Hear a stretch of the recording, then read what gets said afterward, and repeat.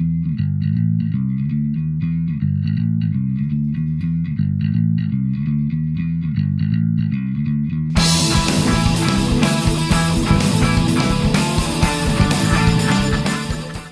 and welcome to episode 18 as I build my way through the terrain tutorials in the Battle Games and Middle-earth magazines.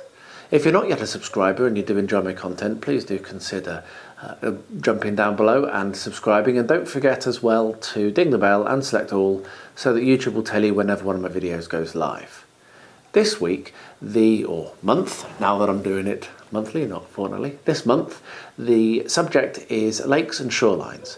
Now the magazine is all about the Watcher in the water. I've attempted to purchase one of those models from Games Workshop, but unfortunately it's out of stock, so that was going to be part of this video. Maybe I'll do it as a future video. But ironically enough, for another challenge that I'm doing for the Tabletop Crafters United Discord, I am actually making a diorama of Durin's door with the Watcher kind of edging towards the company. And that video will be coming out roughly the same time as when I publish this, because the challenge is to be done by the end of September. So you can go and check that out, and I'll try to get that linked on the video if I can work out how. And certainly I'll be putting the video link for that in the description when it's done. But yeah, so for this one I've got two ideas, as always. I will be building my way through the magazine, but as well as that, the White Tower is going to be getting an extension. Not just any extension. I have ordered 5 kilograms of resin and I'm going to be making a large lake. I have lots of fish coming, I have all sorts of plans, and only a month to do it in, and I'm already panicking a bit about how I'm going to fit it in. But then this wouldn't be a beard clipper video if it wasn't massively kind of huge and going to take ages and I haven't got enough time, and it's going to be a panic. So let's crack on, get started. I'll go and we'll have a look at what the magazine says, and then we'll get started on those builds. Here we are back at the magazine, so let's have a look and see what it says. Lakes and shores. The entrance to the subterranean realm of Moriah lies next to a huge dark lake. Although the water seems still and serene on the surface, its depths harbour an evil presence. Here we look at the techniques needed to create lakes, pools and shores for your battle games. While the lake represented here is suited for the use in the Watcher in the Water scenario from this pack's battle game, the techniques can be used to create expanses of water from anywhere in Middle-earth.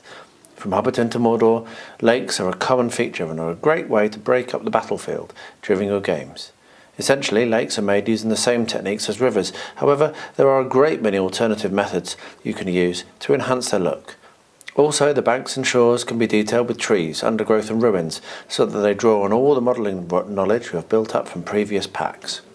So, as I've already said, I'm going to be doing both following this tutorial, workshop, and also I'm going to be doing my huge, crazy, stupid, large one, as per usual. So let's quickly talk through what is required for the workshop build. 12-inch or 30cm square polystyrene ceiling tiles, which I don't yet have. I'll be picking them up a bit later. 5mm foam card, also called foam core. I've got some a little bit like that, but I'll probably just use blue foam.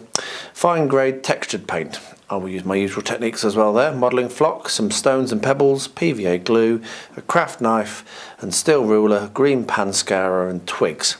Now, it is interesting, there are a few little bits and pieces to add here. One of them is about textured ceiling tiles, so let's just talk about that, because there's a couple of tips here which I find very useful. The ceiling tiles can be bought in all kinds of textures, and ones with an irregular pattern are ideal for creating water effects. Once painted, they can look very effective as rippling water. Shop around for most suitable tiles, which is what I'm going to do a bit later, and when I've got them I will show you what I've bought.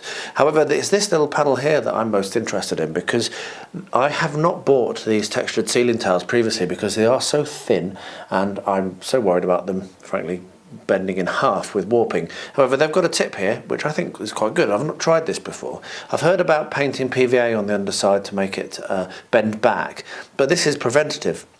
Polystyrene tiles are prone to warping, especially after painting. In order to reduce the warping, you can use this simple trick. Take some strips of masking tape or sticky tape and stretch it across the underside of your polystyrene base. It works best if you stick the tape from corner to corner.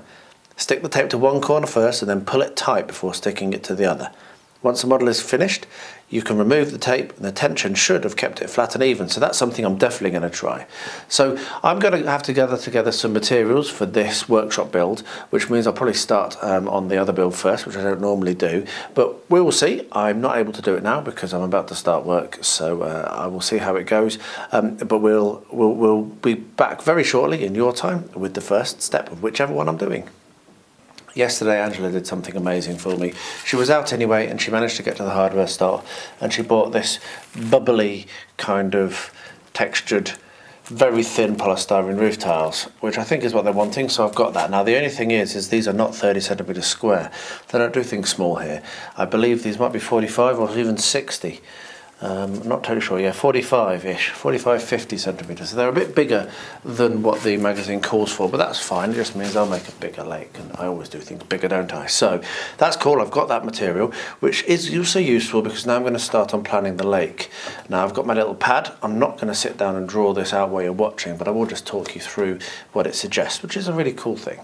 Planning the lake. There are several methods to modelling lakes. You might like to make a fairly small one that is roughly circular. This is fine and very easy to adapt from the techniques presented below, but we chose to create a large lake, which I'm going to do, tailored specifically to this PAX battle game. I might even end up playing it if I can ever get myself a watcher. You could also make an inlet, which is a lake with a small river section trailing off so that you can link it to the river from Pack 15. I'm not going to do that, but hey, I'm only going to be doing the suggested shape, so yeah. For the purpose of this pack scenario, we decided to make our lake in sections with water running off two sides of the table and a detailed shoreline on the other two sides. Sounds pretty good, so you need 4 pieces. Scenery pieces made in sections like this are often referred to as modular terrain. Try drawing out the sections that you want onto squares of paper and arrange them into different positions. This will help you get an idea of how many sections you want and whether or not they fit together properly. When you make your actual model, use the paper plan as reference. Modular terrain will be covered in more detail in a future modelling workshop, and you've got that to look forward to on my channel, obviously, maybe in several months. Now the pack that I've got comes with 1, 2, 3, 4, 5, 6, 7, 8, with 8 sections. So I'm going to design initially 4 sections, but I might do it so that I have so I might do a little bit of a modularity stuff so that I can have different kind of shapes of maybe do one with a ruin and one without a ruin and what have you, so I might do a little bit like that. I might use all 8 on this. But what I'm going to do, I'm going to take this pad, I'm going to take a pencil and I'm going to start sketching, and I'll bring you back and show you what I've designed. I have done some drawing, as you can see. I've got a sketch, and this is going to be 1, 2, 3, 4, 5, 6, 7, 8 squares, and wouldn't you know that's how many are in the pack, so that's really cool. What I decided to do is do it so that I can mix and match and make different shapes. So I'm going to do 2 plain and 1 corner, which is going to be matching what they have in the actual instructions, and then 1 empty water. And then I'll do 1 full water tile which will have an island in it. I'll do a shoreline that has a jetty, a shoreline that has an inlet. I've decided I will do that, and I'll match that to the size of the rivers sections I made. And I will do a shoreline section that has a ruin. So we're going to end up with and each of these will be tileable. The way to do that is to make sure that you butt everything up in the same place. So as we did with the rivers, we're going to do that here. So, and I've decided that basically 50% of each tile, and that's what I've put on this drawing board, but I might do more or less. But the join will be 50% along each edge. And then I can also always kind of like do less water or more or less shore by bending the shoreline. But as long as it matches at each end, we'll be fine. So what we're going to do now is we're going to move on to step 1, because that was the design stage. So let's get some tiles out and have a look at step 1. Here we have the tiles. They are quite bubbly. I hope they're going to work out fine, but it'll be stylised water anyway, maybe. I've not tried this before. It's going to be interesting to see what happens. So let's read what step 1 does. Now, making the base. The base is quite large, and our lake is divided into 4 sections, each 30 centimetres by 30 centimetres, which is the size of their ceiling tiles. However, as I've already observed, mine are definitely not 30 by 30. Mine are 50 centimetres for the looks of that. So they're 50 centimetres squared. So they're a bit bigger, but that's fine, whatever. The ceiling tiles that we use is this size is standard, so I'll just do them bigger. Most tiles have a beveled edge. Now you can see that this does have a beveled edge running around the edge, so this means that the tiles will not butt together closely, so you'll have to trim this edge off carefully. So let's do that first. So what it says is using a safety ruler or a metal ruler. I don't have a long enough safety ruler, sadly, and a sharp knife.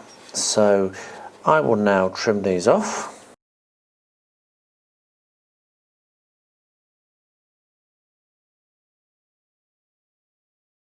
Now that I've trimmed that off, I will do the other 7 off camera because there's no point in watching the same thing. We're going to have a look at this prone to warping idea.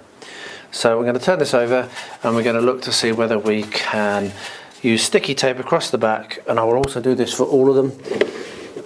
So I will get some sticky tape. Here we are, bit of digging. I've got some sticky tape. This is just masking tape, and what we'll do is, as it suggests, I will hold it down very tightly in this corner, stretch it out and stick it like so. Tear that off and then do the same.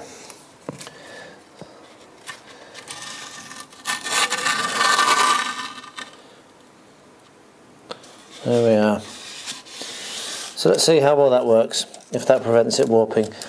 Very, very thin tiles, so I'm not confident, but we shall see. We shall see. But I'll get the rest of the 7 tiles prepared and then I'll be back for the next step. Obviously I will cut one as an angle so that it will have a corner cut out of it, because that will be my corner piece. But not this one, I'll do that one for another one as well. And then I'll have to be careful how I tape that for the rigidity as well. We are resorting to shaky cam because I need to show you what I'm going to do for the advanced part of the build this month. So what you can see is the white tower, and you can see the extension that I made to the white tower, and you can see that it is sat on top of no less than 15 centimetres, that's what that is, 3 times 5 centimetres of XPS. And if you look over to the right, you'll see that it steps down to, so there's only 10, and then it steps down to there's only 5. And what I'm going to be doing is I'm going to be not doing those 3 sheets over there. However, I am going to be working on this double sheet here. The idea is that from this path, the path comes down here and then goes off around there over towards the corner, and then this here is all a lake. So that's the idea. So the lake is going to be dug down into that 5 centimetre XPS, and will potentially also be a little bit higher. I'm not totally sure yet. I'm going to be working out my contours and how I'm going to do it. But yeah, the lake is going to take at least half or 3/4 of this sheet, and it might even extend a little bit over to this sheet. So it's going to be quite fun to make sure that it doesn't leak and to work on this. The reason I'm showing you this now is that I actually need to tidy all this away once I've worked out my contours, so that I've got space to place and dry the parts for the main build. But the idea eventually will be that this will be one big shelf layout that will go in one of my corridors and will look absolutely amazing and will also be playable. And I think that Angela is shaking her head. Even though she can't hear this, she is shaking her head because, well, I never do anything by halves. So the rest of this section here will be done in another video, not part of the Battle Games Middle-earth. And I'm going to do these final 2 sheets, as I say, as my extended build. So when I've done a little bit of designing and working out, and I've worked out what my contours are and drawn, then I'll bring you back and show you how that's going to look. I've cut and taped all of these, and as you can see, I've also done the corner piece. So what I'm going to do now is work on the next step, which is building the banks. So let me read you the instructions and explain how I'm going to do this, because obviously I've got 8 of these panels to do, and there's going to be 8 very repetitive processes involved there. Building the banks. Because this is a larger project than the river, it is less practical to make the banks out of card and plaster filler. For the banks of the lakes, we used 5mm foam card. The banks themselves need to be about 14 centimetres or 6 inches wide for the purposes of the Watcher in the water scenario, but if you are making different sized lakes for your gaming area, they can be any size you like. To work out which of your sections need banks, refer to the paper plan you made earlier. Okay, so as I've said, I'm going to be doing about half and half, I think. That's my plan anyway. So it'll be about half of the depth will be bank, so there won't be very much lake on this unless I do it like that, but it'll be I'll be halfway along each edge where the bank will come, and I'll do that for all of them.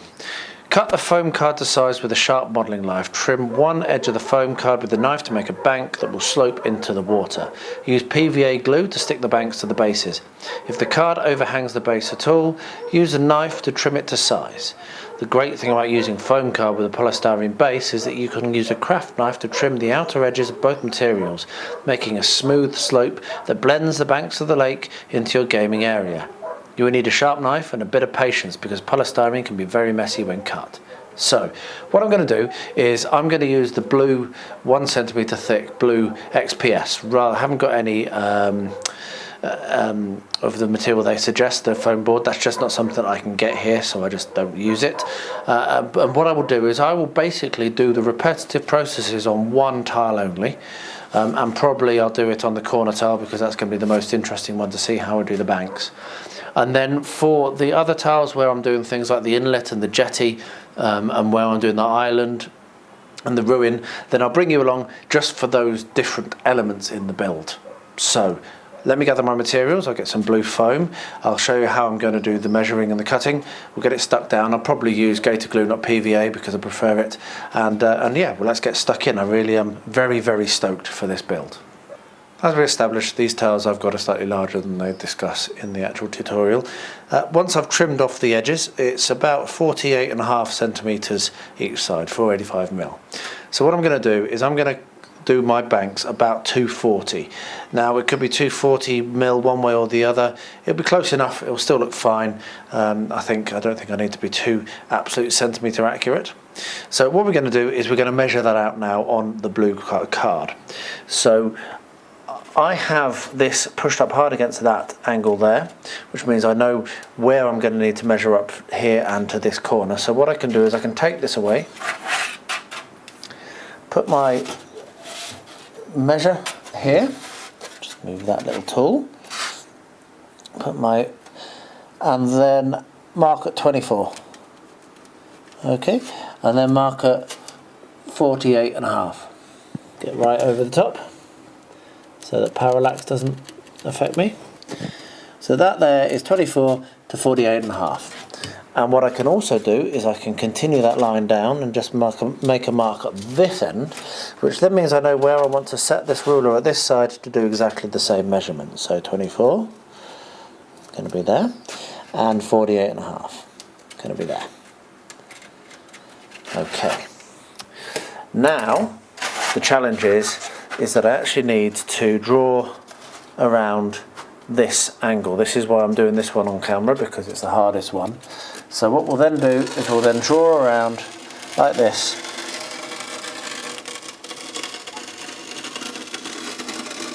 Just using the pencil, it'll be sharp enough.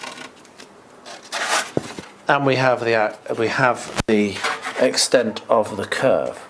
We then have to join, see, that to there, which is going to be fine, and that to there, which is going to be fine. And we then want to draw the rest of the bank. Now I'm going to do this a little bit squarer because, it's not going to be very, it's not going to be an even curve, put it that way. So it's going to do something like this, and then it will come down to meet where I want it to meet. And then obviously we're going to be cutting along this line here as well, but that's a straight line, so that's fine. So with that marked out, what we will do is we'll grab ourselves our Stanley knife and our safety ruler, and very carefully we will start to trim down this as carefully and as safely as we can. So first of all, let's take that excess off. That can be used for something else, I'm sure. And what we'll then do is we'll carefully come along this line, and you can do this without a guide, just making sure that you're being really gentle and you're not trying to cut through, like I say a number of times when I'm doing this. Don't be hasty, as Treebeard says. If you have to do 2 or 3 passes and you get a clean cut that follows the line, then you're happy. So as you can see, just doing this really, really gently, staying as close to the line as I can, bearing in mind, as it says in the instructions, that if you're slightly over, then once it's glued you can trim it down, and that's not a problem at all.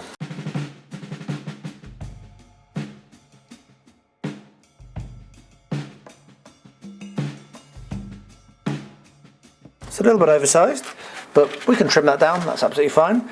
We can glue that on and that looked really, really nice. So what I'm going to do is I'm going to get my gator glue and then I'm going to stick that together, and you can see the area that will have the as the water. Now what we'll do is we will actually bevel this, and I think I might bevel this before I glue it because that'll make it a little bit easier. So let's do that actually. So we'll grab the Stanley knife again and bevel this edge down so that it is the bank going into the river. And the way to do this is to bevel away from you and bevel gently again. So don't try and do it necessarily all at once, just do it in multiple passes. So this won't make a very nice noise, so I'll either turn the video off or put some music on.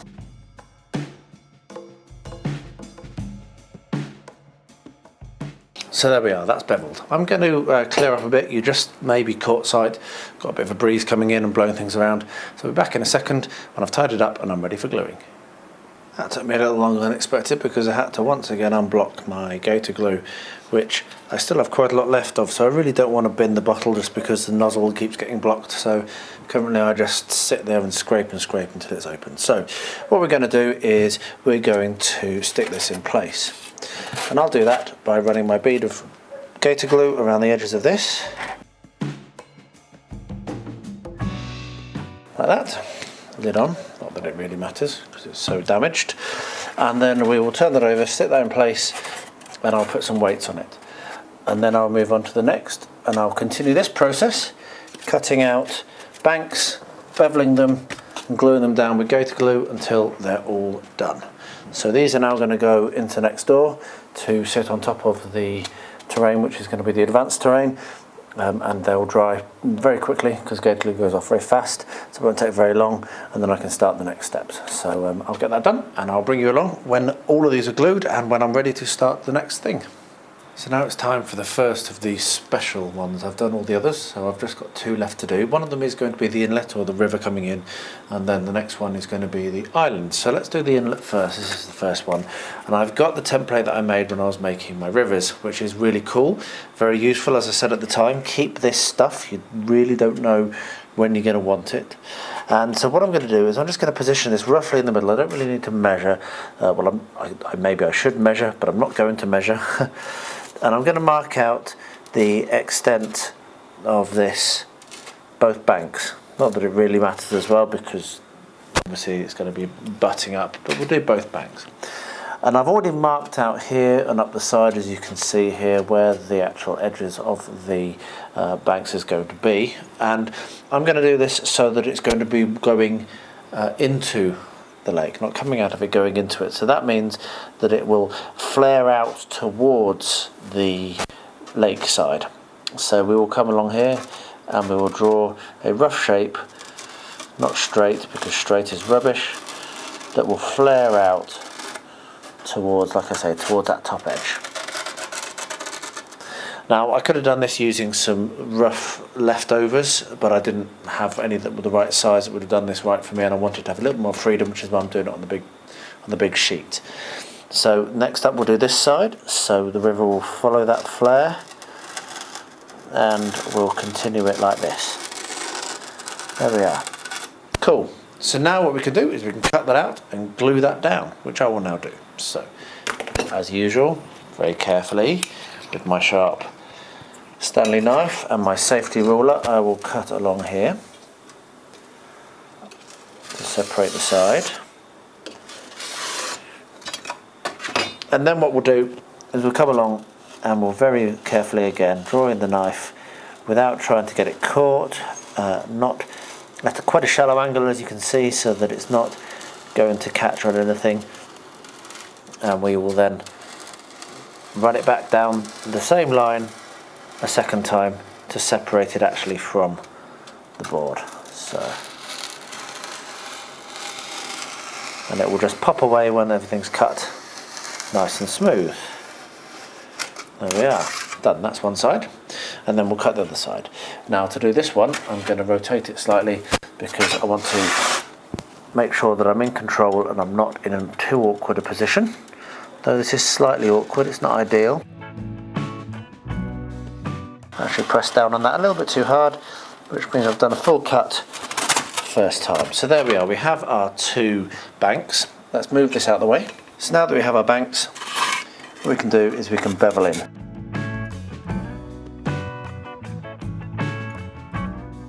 And there we are, we have our inlet. So now what I'm going to do is go and glue that down with my gator glue, and I'll be back in a second to show you how I'm going to do the island. An island. Now I don't want it to be so huge that it takes up the entirety of the board, but I don't want it to be so small that it's pointless. So I think this is not a bad size for me to trim round. And what I'm going to do is just follow the natural contour there, like this, and just make it into a bit of a resin shape, maybe with the hint of a bit of a bay on one side. It's not going to be a big island, obviously. If you put a 28mm figure on that, then you'll see that this is, let's call myself a bit of a pirate. There we are. It's not a huge island, but it certainly is worthy of the name. So what I'll do is I'll bevel that down as I did in the other ones. No point in showing you that. This is as simple as this, and I will then glue it in place, weight it down, and then I'm done, and I will be back with the next step tomorrow when these are finished drying.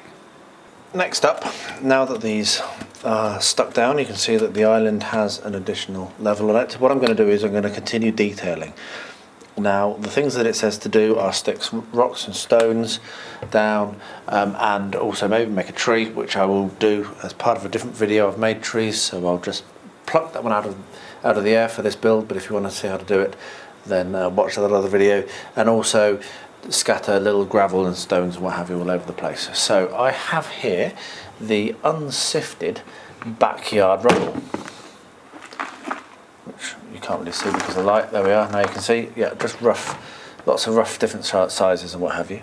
So what I'm going to do is I'm going to stick this in, and I'm not only going to stick it down to where the land is, I'm also going to pop some actually in the water, because I think that's going to be quite realistic. So I'm doing this on the island because that's what it's going to have the most variety of what I'm going to do, but I'll do the same sort of thing for all the other terrain pieces, all the other elements, and I will show you what it looks like when they're done.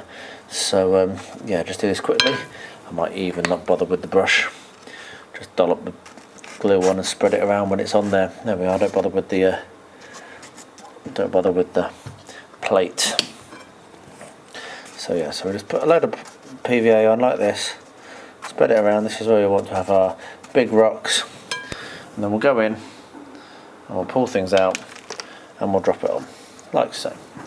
And this is not a very scientific method, however it will end up looking good.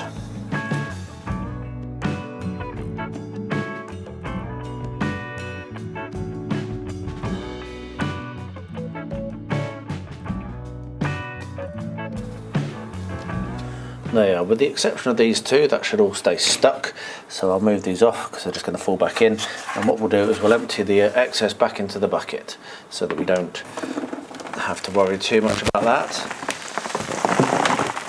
A bit messy. There we are. Some of the larger ones have fallen off, but that's actually left it looking okay. I'm quite pleased with that. So what I'll now do is I'll leave that to dry, and then when that's dry I'll come back and I'll paint more PVA over the top just to seal it, and we'll also put these back in place so they can dry. So I'll get on with the rest of this, and I'll bring you back in when I have the next stage to show, which will be once all done, to show what they look like, and I'm just going to continue with this process. So there we are.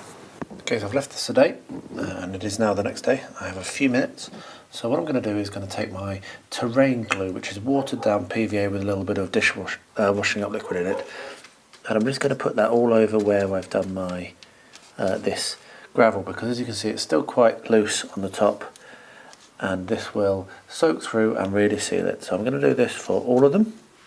If you don't have a brush, you can use a dropper for this as well. So what I'll do is for the next one, I will actually demonstrate that. You can see some of it's stuck down, some of it's not. This will dry quite quickly, certainly in the heat I've got. So that's me using the brush. Let me grab a dropper. Okay, I have these large droppers, and they work really well. They're easy to clean. You can use a old paintbrush to shove through the nozzle, and then you can just dripper it on like this. And you can see that that then doesn't disturb anything that isn't quite yet set, but does give you a good coverage. So I'll do this for all of the boards now, leave them to dry, and then later on I can come and do the rest of the of the scenicking. So there we are. We'll get that done and I'll bring you back for the next step. As promised, I'm going to do a couple of more advanced things on some of these tiles, and for this one is going to be the one that has the ruin on it. So it's got a little bit of a kind of like rocky area outcrop here, and I'm going to pop the ruin just about here. And what I've done is I've saved these edges that I cut off. If you remember, I cut them off, trimmed them from around the sides of each of the tiles. I am that tight and that frugal, that's the positive way to word it, that I saved all of them, every single one. Now Rosie did get hold of one, which is now in bits on the floor, but whatever. That one didn't survive contact with the toddler, but all the others have. So my plan here, and the reason why I'm doing this now is that this is going to be painted, obviously, and what have you. My plan here is to use these to build up walls. So you can see we can have courses of walls. And what I'm probably going to do is work out a rough size of building. So, and then actually make it not on the diorama, not on the thing, because I might do a floor made out of air dry clay again. So do some tiled floors or whatever, and then you can see that we'll be able to make quite an accurate course type look by alternating my tiles. Now I'm not sure how easily that's going to show up. Let me see if I can move my hands out of the way, but the idea is I can potentially glue them together so that they cross over, and then I'll be able to score in bricks and it will look good. So that's my plan. So I will get my designs ready, I will get a floor plan worked out, and I will show you me working on these when I've got the design in my head. I just wanted to show you this like this first, so I'll bring you back in a very short while. As you can see, what I've done is I have cut out a square of cardboard, and this is 12 centimetres by 15 centimetres, and that is going to be where it's going to sit, roughly around there. So what I'm going to do is I'm going to use the air dry clay, and I'm going to use the same technique as I've did for the other recent build for the white tower. That's it, where I'm going to actually roller it out and then roll it over the top of the template with the flagstone roller, and then when that's the right size I can cut that out and then stick that in place. I'm not entirely sure if I'm going to stick it in place directly onto the foam. I think I am. I don't think I'm going to be sticking cardboard underneath this for any reason. I don't see there would be a reason. So first of all, what we'll do is we will roll out the air dry clay using the Green Stuff World plain roller, which I've found to be much better than the wooden one I had for a while. And when that's big enough, which it is, and flat enough, which it is, what we'll do is we'll sit that over the top of our template, making sure that it is actually covered. And the reason I chose those dimensions is that hopefully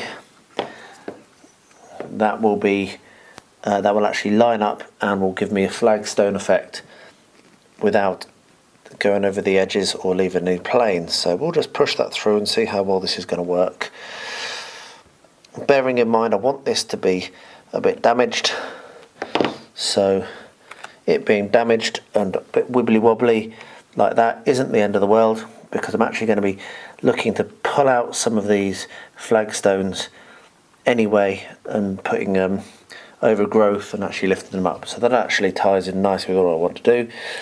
So what we'll do is we'll lift that carefully now, turn it over carefully and cut out around the shape. So I will grab the tool, which I've found to work quite nicely, like this, and just separate around the edges.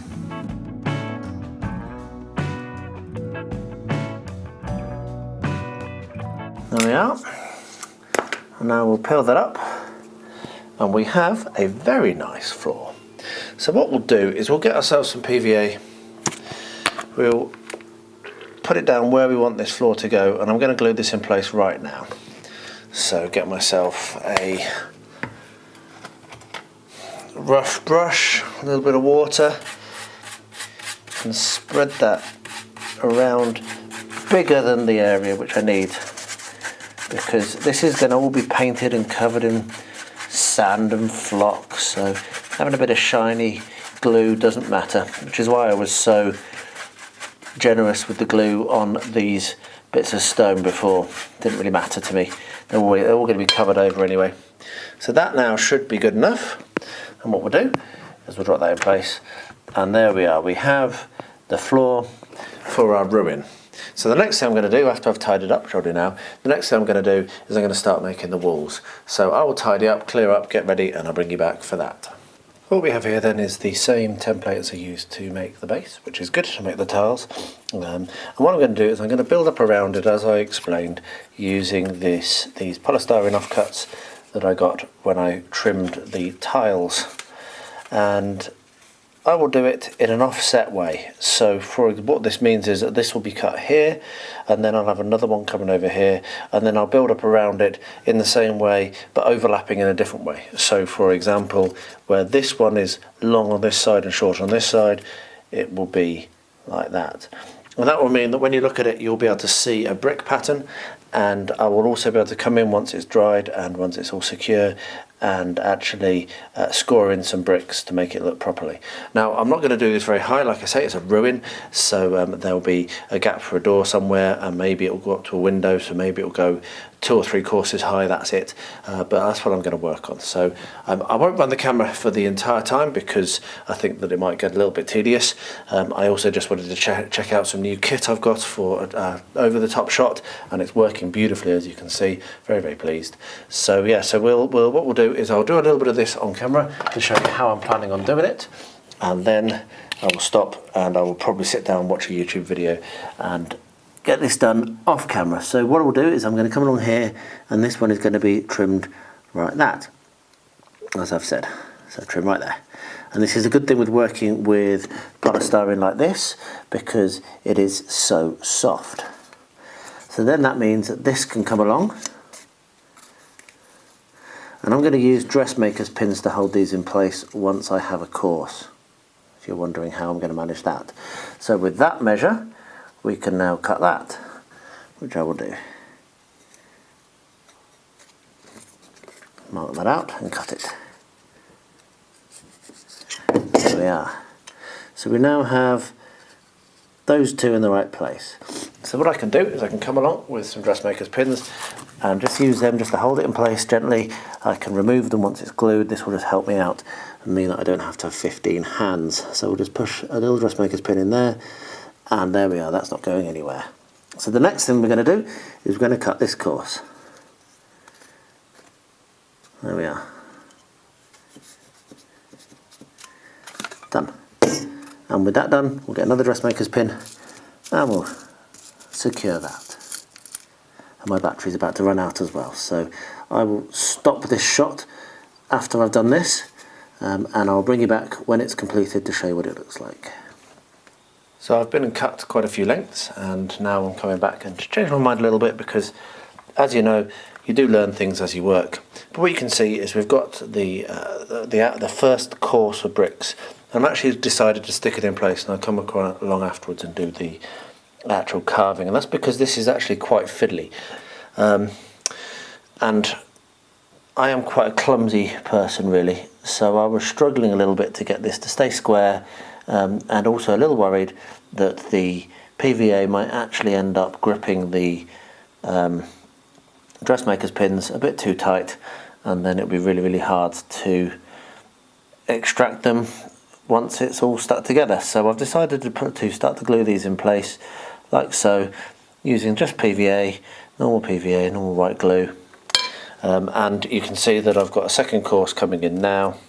Some of it's stuck, some of it's not. So the ones that have stuck okay, and they've got the pins have been removed, I will now just place on top like that. And then that one you can see hasn't stuck properly, and neither has that. Fortunately it's a ruin, so it doesn't matter if it breaks a bit. They're also very, very fiddly, so we'll pop a little bit of PVA there and then come in like that and like that.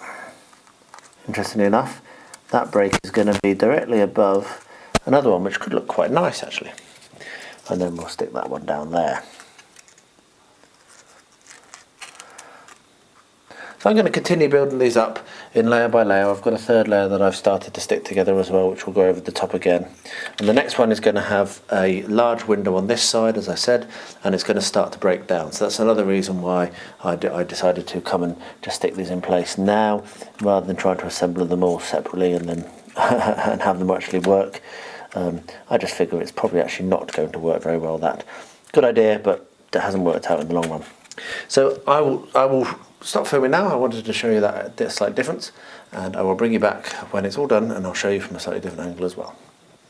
There we are, so that's done for now. I may do some more, but I'm going to leave that for now. I'm happy with it at the moment.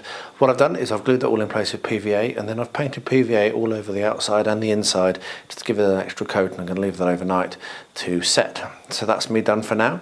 I'm very pleased. I was hoping to get more done, but I'm pretty tired, so I'm going to bail. It's quite early, and I think that an early night is in order. I'm really enjoying hobbying at the moment. This is really, really good fun. This has dried really nicely overnight. It's solid enough. So what I'm going to do now is I'm going to come along and we're going to start on the next step for this build, which is adding texture. So once you've finished adding details, you will need to texture the shores of the lake using fine grade textured paint. Apply a thick coat over the banks. You don't need to paint it over the water area because the polystyrene tile is already textured. We found that black textured paint is the best colour to use, as it not only provides texture but also a great undercoat. So I don't do textured paint, I don't have it. My version is to have my terrain paint. I have just mixed up a new batch into a new jam jar because my other one was getting a bit knackered. And I have over here my sifted sand, which is my most finely sifted sand, builder's sand, as you can see there. That's what I'm going to do. And how I work this is I paint on, and I'll show you this just for the beginning, and then I'll do the rest of it off camera because it's basically the same. I paint it on nice and thick. I'm not using a very thick brush here, a big brush. Maybe should be using a bigger brush because I'm lazy. But anyway, so we paint it on, we get that done, nice and thick.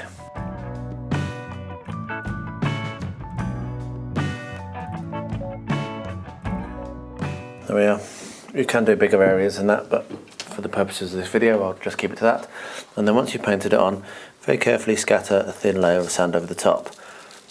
This dries very, very fast, so pretty much once you've finished doing this scatter, you can empty the surplus off back into your bucket and then carry on.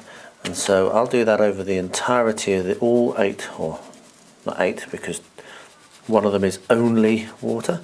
So the 7 boards, and I'll bring you back when it's done because the next step after that is another paint of black. Now what I'm going to do is actually be very careful around where I've done the rocks. I don't really want to put too much sand over the top of the rocks, I don't think. The texture I've got is okay, so I'm going to be very careful around that. And I'm also going to just put a lighter wash on the walls of this rather than the solid black. So that's the 2 things I'm going to change. But I'll get all this done probably through the day in breaks, and I'll bring you back when it's finished and show you the next step.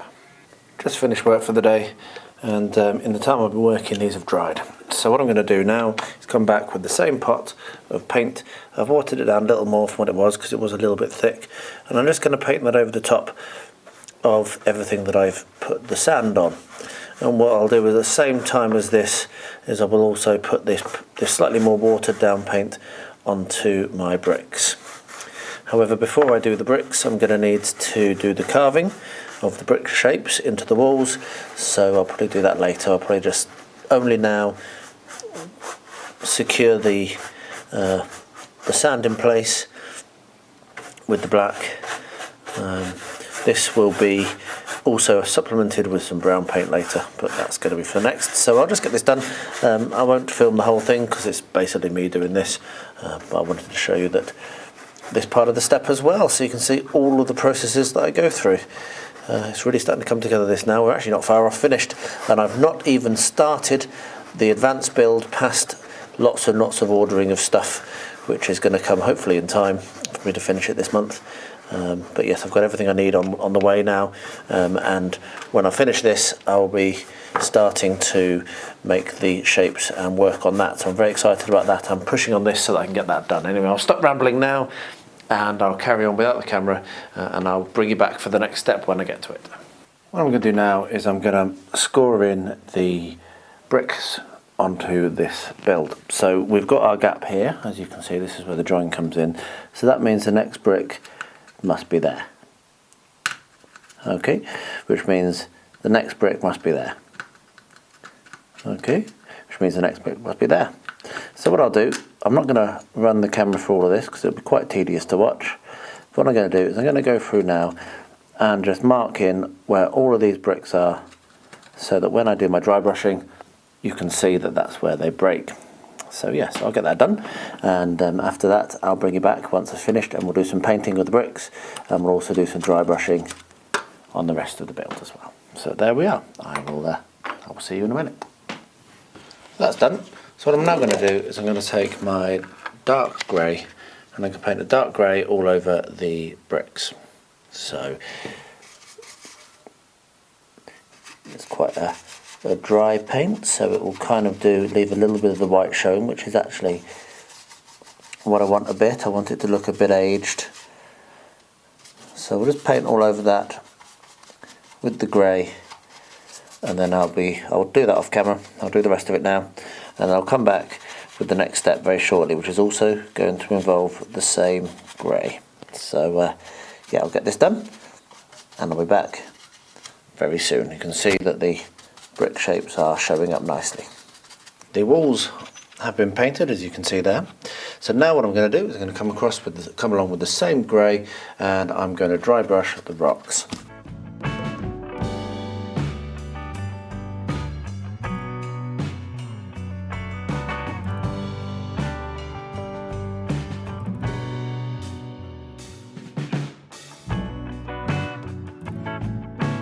It's time to start working on this. So what you can see here, as you can see, is a big pile of XPS, and this is what's going to be used to make the big build for this lake. Not that the other build is not big as well, it's huge, but this is the big build. So I haven't yet decided quite how deep it's going to go, so all I've done is I've just stacked up the two piles next to each other.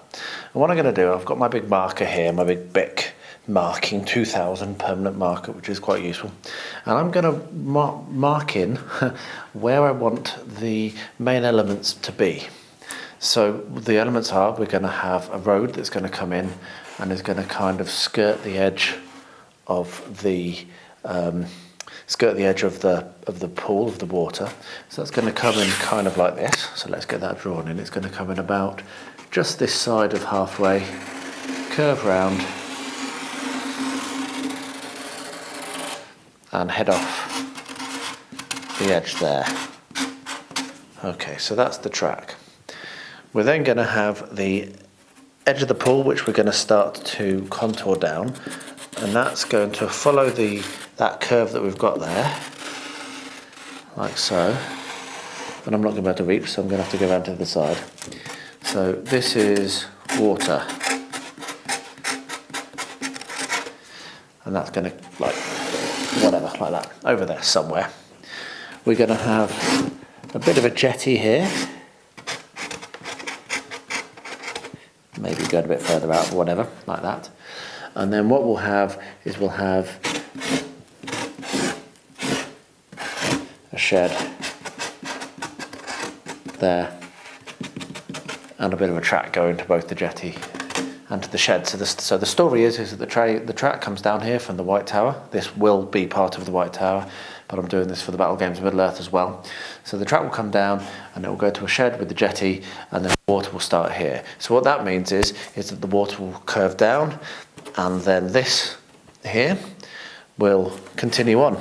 So this is where the lake edge will be. And actually, I don't know whether I'm doing too much here. I probably am doing too much, knowing me and knowing these builds. But my feeling is that I actually want the water to be quite sheer, and for it to go off the edge like that. So to have a little bit, but not very much terrain there, and then just shear down and somehow seal in and have it going quite deep. So you're not in the right angle, but kind of like that. You're not at the right angle, you're not going to see it. But quite a steep and quite a deep pour is what I'm planning. So let me move around to the side of the table. Okay, you can't really see me anymore, but you can see my hand. So this is where the lake edge is going to go, and it's going to come round, and this side I think it's going to be, let me move that over so you can see a bit better. This side I think we're going to have slightly more of the shoreline. So I'll need to build that up.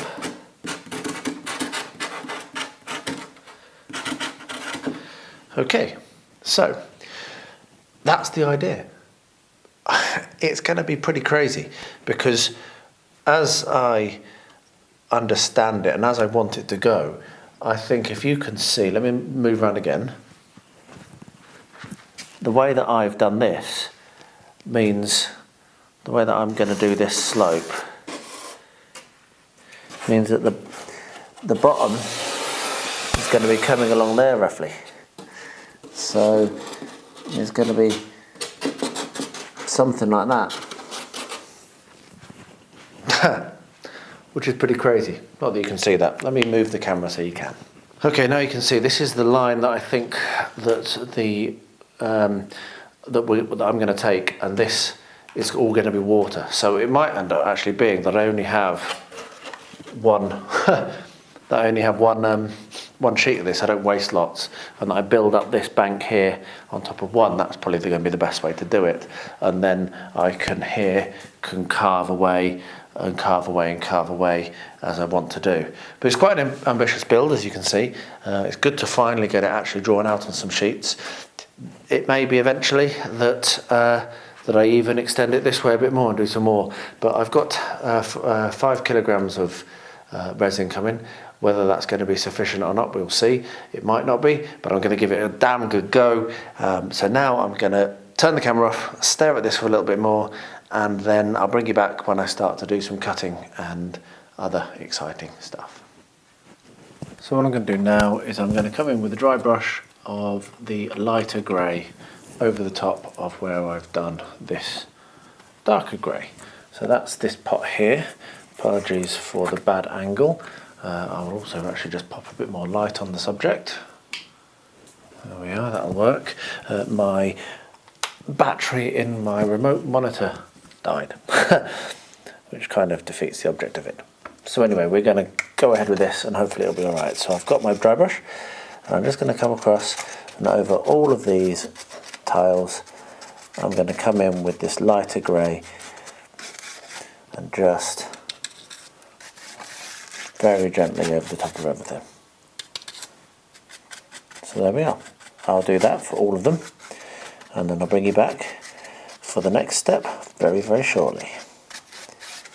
I've just been looking at the instructions and I've realised that I've actually accidentally jumped ahead quite a bit. I'm actually on step 7, which is detailing the banks.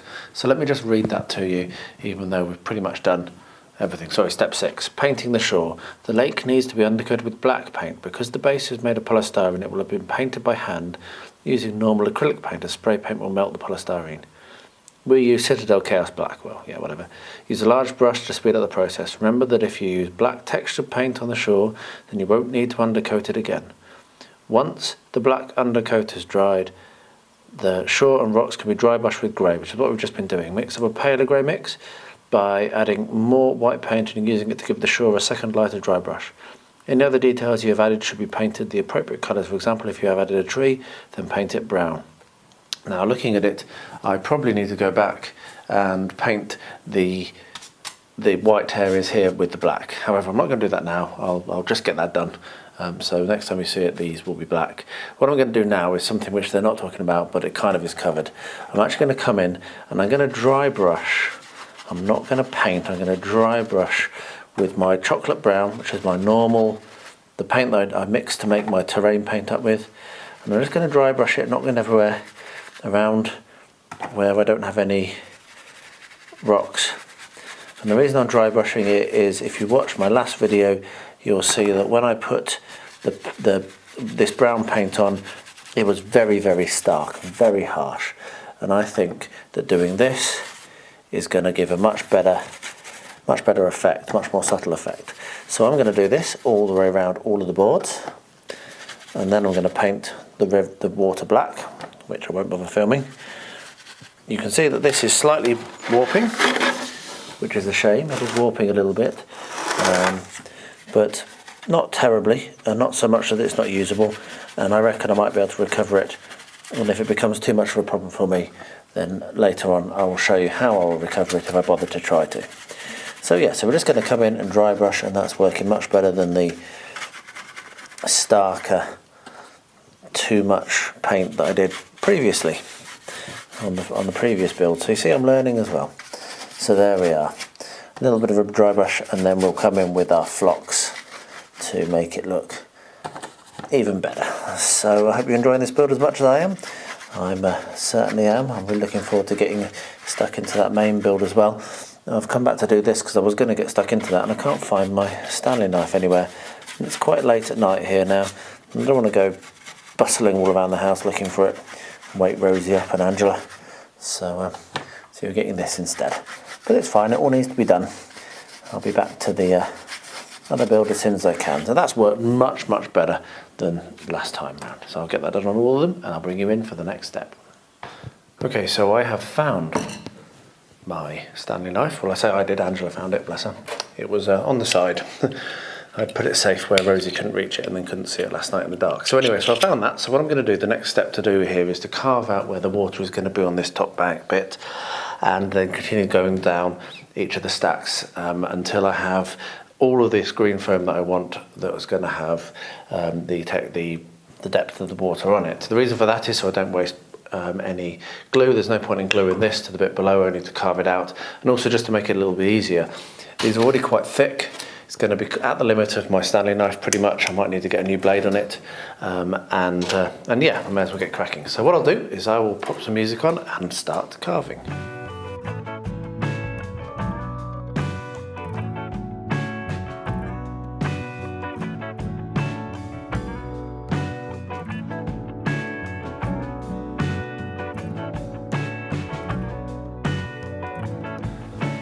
I'm going to need a longer knife. That was easy for me to say. I'll be back when I have some better tools. As you can see, there's a couple of different tools now. I brought out my short kitchen knife, but it's just rubbish. What I've not got now here is what's called a Japanese saw, I believe. I'm not sure. I got it from Lidl. It's a gardening tool, and I've been looking at this thinking, well, how long is the blade I need? And I think this is going to be long enough. And so I'm going to give a go and see how well I can get this to work using this. So that's going to work, but I'm going to need to do this not here. So I will stop the camera and I'll get this cut, and I'll be back when it's done. I'm going to have to go down to the workshop to cut this, I think. You can see that I've managed to cut the first layer. I've been umming and ahhing about redoing it completely and actually getting an entirely new sheet. And I'm still not 100% decided on that, so what I'm going to do is I'm going to leave it and I'll decide on that while I'm doing some other hobbying. My thinking is that I might have made that just a little bit too steep. You can see that's very, very steep. That's less steep, and I think actually I probably should have done it even less. But I am happy other than that. So I have lots and lots of this XPS, and this certainly won't go to waste. I better use it for other parts of this diorama and other bits of diorama, so it won't go to waste. It's a little bit of waste of time and effort, but yeah, maybe I should have thought a little bit more before I started. I'm also wondering whether I can't come in with an electric foam cutter and do this. So what I'm going to do is a little bit of experimentation when I've had a thought. If I decide that I don't want to go ahead with this, the lines that you can see here are where I'm thinking that I would want this to join. So you can see that it's quite a lot shallower than I've done it. Now the only other thing I can say is I can build that up with the modelling compound, so that's also the option. It's not a huge quantity, and it would give me the opportunity to do some interesting stuff, like maybe quite a steep drop off here. So I'm not 100% sure that I'm going to bin this, but I might. So I'm going to not sleep on it, because I'm going to try and decide this evening and get a move on. So I'm going to think about it for a bit, and I'll bring it back when I've made my mind up. After some thought, I've decided that I'm going to leave well alone. I'm going to go with what I've got here. I'm going to fill in and make use of sculpting compound and other offcuts of polystyrene to make the slope exactly what I want. And I think I'm even going to do it so that I do this far section here. So I have quite a lot of scope for redoing that slope if I wish to, but I can also have it go steeper where I want to, because I do want to have some variation in this shoreline. So yes, I'm going to take this downstairs to the workshop. I'm not going to do it up here. I damaged the table a very small amount, as you can see there, which I'm quite frustrated at myself about. I cleaned up the workshop earlier so that I can do this. So I'm going to take this down. I'm going to make use of the Japanese saw because that worked really well. It made very, very short work. That is this particularly dangerous looking tool. It's a gardening tool for cutting down trees, and it's working really well for that. So I'm going to make use of that, and then I'll come back and glue it down, and I'll bring you along for that. So I'll be back in not very long in my time, and even shorter in yours.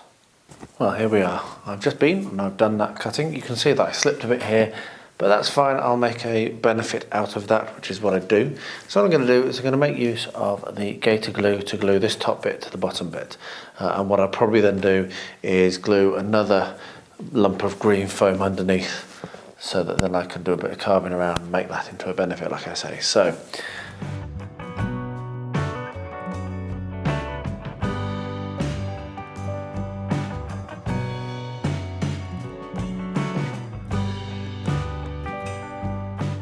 left this overnight, so now we can remove all the weights that you can see that I put on. So let's get that done. There we are. So you can see that is stuck nicely together. And one of the reasons why I have chosen to use this particular foam board is because it actually does have a step. And that means that it will join very nicely with the next one, which you can see there. So I'll run a bead of the glue just down in here, push it together, and then leave it. There we are. So that now will glue nicely, and there is the extent of what I'm going to do this time. As you can see, it's going to be quite deep. The water's going to come up to about here. I might shave that down a bit more over here and build it out, as I've said, so it's a smoother slope in. And I'm going to build up around the edges and around that shoreline using white foam and foam bits, and I'm going to put this is not going to be flat. Obviously I'll have some lumps and dips and what have you, but it's coming on nicely. I'm very pleased with this so far. So this is stuck well, but it's a little flimsy, and I am aware that this is going to become quite a heavy board. So what I've done is I've gone away and I've got some 3mm ply, and I'm going to stick this to the 3mm ply. I'm actually running out of plywood, and the supplier I use no longer ships, which is a bit of a pain, so I'm going to have to get over there with the truck and buy a load more. So we'll lift this off. I'll put some gator glue on the wood, and then we'll stick it down or weight it again, and we'll leave it during the day.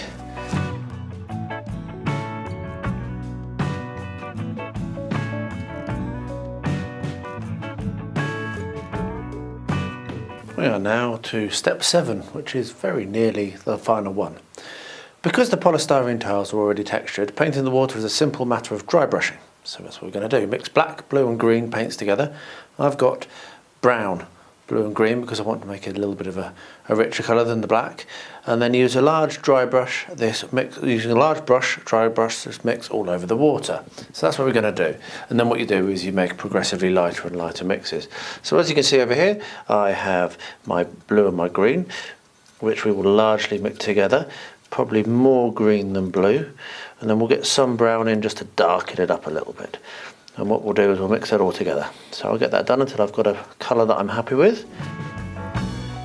Yeah, that's a lovely rich greeny colour, which looks a little bit like what I'd expect a lake to be. So what I'm now going to do is I've got a very wet brush, so I'm going to do this very, very lightly because I do still want to dry brush it.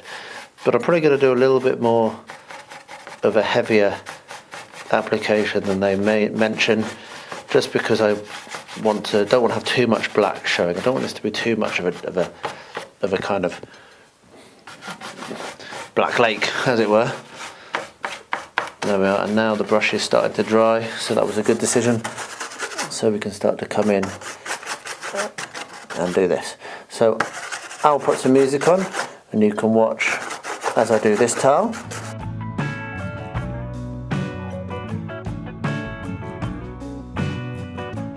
There we are. I will now do that to all the other boards.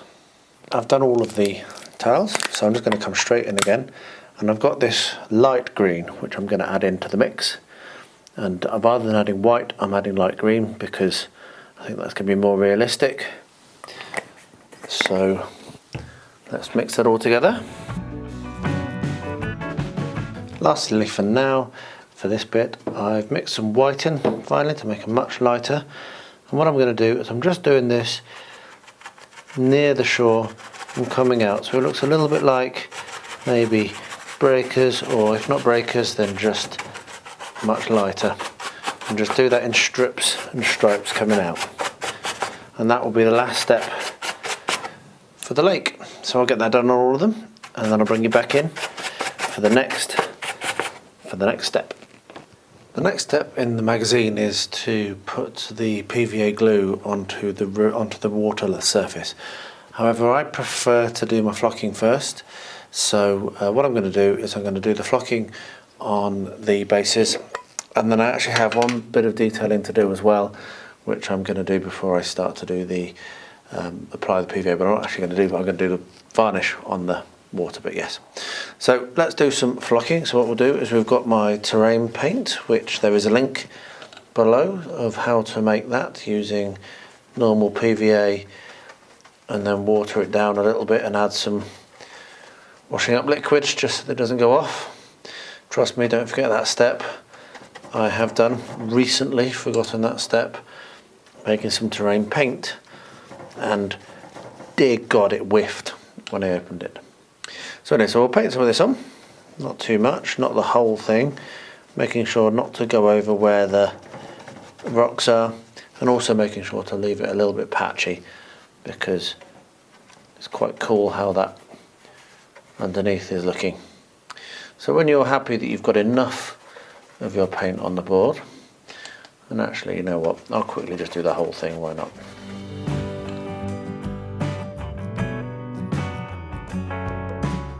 There we are. So once you've got that, and apologies for the banging, builder's in again as per. So once you've got that, I'm going to use my shop bought flock this time, not my homemade, just because it's what I've got to hand. And what I'll do is I'll come along and scatter it over, and this will take a little while, not a huge amount of time, but I don't rush it. I like to do very, very thin scatter and build it up in multiple passes so that it doesn't come out clumpy and so that it looks natural.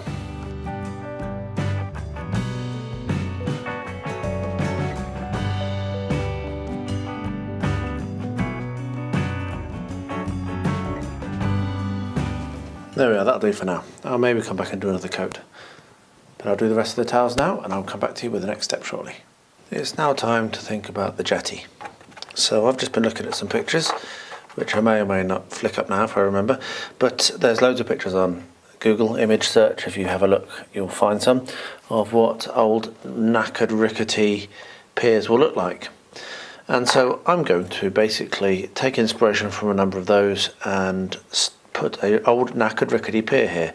It's going to be bent slightly, so it'll start here, come out, and then turn a little bit of a corner to come across here, and it will be wide enough so that you could probably foresee having a boat coming here and a boat coming here and being able to unload both at the same time. So it will look like it used to be quite a established pier, but now it's no longer. I'm going to make use of this balsa dowel, which I think is a good dimension, and so what I'm going to do now is I've measured the height to the top of the land, which is 15 mil from the bottom of this, from where the water level is, and so I'm going to cut roughly between 15 and 20 mil sections out of this balsa wood, and then when I've done that I'll bring you back and I'll show you how I'm going to rough it up, paint it, glue it in place, and then I'm going to use coffee stirrers to do some rickety boards across. Obviously the idea is that there won't be many boards, it will be all knackered up and broken because it's going to be a ruined one. So I'll get that cutting done and I'll bring you along for the next step shortly. What I'm now going to do is stain the wood. And I'm going to do this by actually steeping the wood in the wood stain, which is not the best of ideas I've ever had. It doesn't work terribly, but it's not great. This works if you've got water-based paints or a very, very liquid, not the viscous liquid that this stain is, and it would have been better if I'd have just brushed it on like I end up doing in the end anyway.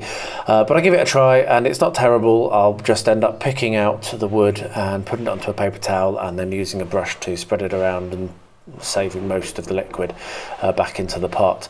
But it was worthwhile as a try, and I thought I'd keep it in here and do a voiceover to explain it rather than throw the footage away. So there we are. This will end up looking great. These are now dry and ready to be stuck down. So the order I'm going to do this in is I'm going to get a little bit of PVA. I'm going to use a brush to apply it. What I'm going to do is I'm going to stick the wooden uprights as they are in place first and let them dry fully before I come along and do anything else. And I may even end up doing the water effects before I do the next step. So we will place these in, as you can see, just like that. We don't have to worry about them being too straight because of course this is a rickety old one. However, when I do come to do the width, I'm going to need to make sure that I don't put them too far apart. So we will measure that and stick that in. So there we are. So I'll get them all stuck down and I'll bring you along to show you what it looks like when they're done. But already, if I zoom in, not out, and focus, you can see just how awesome that's going to look. Just realised that I did actually want to do some more wood, some more bits. What I need is these long pieces that can be glued here, and then the cross pieces will sit between them. So I don't know how many I need. I'm probably not going to have them all the way along, and I'm probably going to maybe leave some gaps, as I've said, but I certainly do need to have maybe 5 or 6. So these are long matches, as you can see. They're the best option I've got for this. So what I'll be doing is I'll cut the sulphur off the end and then treat it the same way as I treated these, and then they'll be going into this pot, and then when I come to actually assemble this, which isn't very far off now, I will have the cross pieces that will be able to be glued in place. These have dried. It's now the evening. However, they're not very solid, as you can see. So I'm a bit undecided as to whether I'm going to pull them all off the board or not. However, what I am going to do is I'm going to start to stick these sides on. And I'm going to make use of this cool hot glue, which I've not used before. This is something I picked up from Luke, from Luke's APS. And what I'm actually going to do is I'm going to sit them on top like that. And then I will put my actual, so we'll have one on one side, we'll have one on the other. And I might break some so that they're, or do it like that so it's not like perfect. And then I'll be able to put these cross pieces across like that. So that's the idea anyway. So what we'll do is we'll put some hot glue, cool hot glue, not just hot glue. This is the first time I've ever used this machine. Which does look like it does still string, which is a bit of a pain. That'll take some cleaning, but that's okay, we can clean. And then I will drop these on top like so.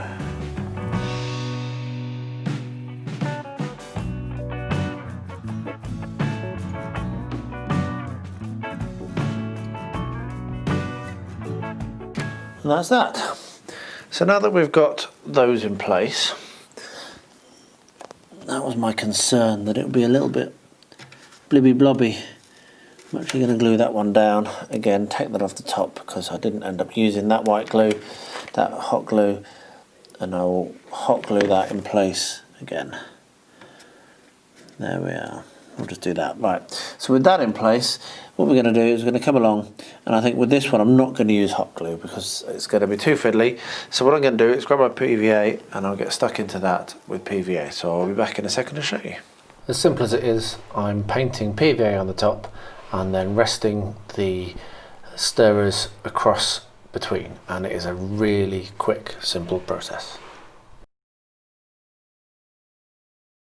And so we come to what's actually the second last stage in the instructions, however it's the last one I'm going to do, which is painting the water and finishing it off. So what it says is the last step is after you've done all of the greens and the blues and what have you, which I'm very, very pleased with how they've come out. It says to put a thick coat of PVA over the entire surface and leave it to dry thoroughly. Once it has dried, it will look shiny and wet. Now, I just don't really like doing the PVA method. I've done it. If you look at my video where I do the rivers, you'll see that. However, I much prefer using boat varnish. So what I've got back here is boat varnish, as you can see. And what I'm going to do is I'm going to paint that over the water, and I'm going to paint that over the water on every board. So I might get a bigger brush, but I find this gives a slightly better result. Now, one negative is it's a bit stinky, so I do have my windows open, and the other negative is it does take a little bit to dry, so it probably will be dry by tomorrow.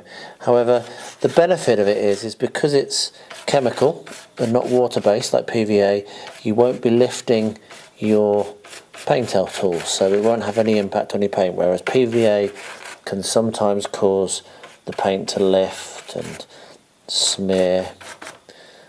So yeah, so I'm going to do this for all the table, every single one, and it'll probably take me a couple of days because I'm going to leave them set up here by the open window, and I've only got so much bench space in this room. So yeah, so I'll just get this cracking on. However, this is now the final stage, and the next time you see this, it'll be all together. So what I need to do now is start building up the banks.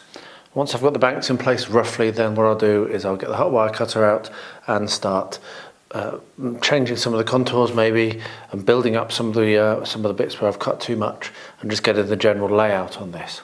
So I have my Sharpie here, and I have a block of 10 centimeter thick, which is perfect height. As you can see, that matches across, which is why I ordered it. Angela was lovely and picked it up for me. So what we're going to do is I'm going to come in here, and I'm going to start to sketch out roughly where I'm going to want to cut it. And I have over in the edge of the room, I have a Proxon, which I'm going to use to cut it. There we are. I've shaved the tip off, as you can see, and that fits in really nicely and butts up against the edge as I want it to. So I will use some Gator glue and stick that down and wait it and leave that overnight. So the next thing to do is the other side, and that is basically going to be the same thing. So if you just bear with me while I do a pan, you can see that I have another sheet of polystyrene, or the same one, over there. What I'll do is I'll mark that out as well, cut it, and I'll bring you back and show what it looks like, and then we'll glue, and then I think we're done. There you have it. We have the two banks of the lake. Now obviously there's going to be quite a lot of contouring needed to be done on this. And as I say, I'll do that tomorrow. What I'm going to do now is just grab the Gator glue, stick those down and weight them down. So I'll get that done, and then I'll be back when that's dry to do the next step. I'm about to make use of my Hot Wire Foam Factory foam cutters to do a little bit more contouring on this, which I've left for a few days to dry, and because of other busyness. So that's what I'm going to do now. I'm going to leave the camera running. I'm not sure how much of it I'll show, but I'll probably put some music on now and you can watch as I carve. This is a creative process. I don't know what I'm going to do, so we will see what it looks like. I will stick some music on and you can enjoy watching.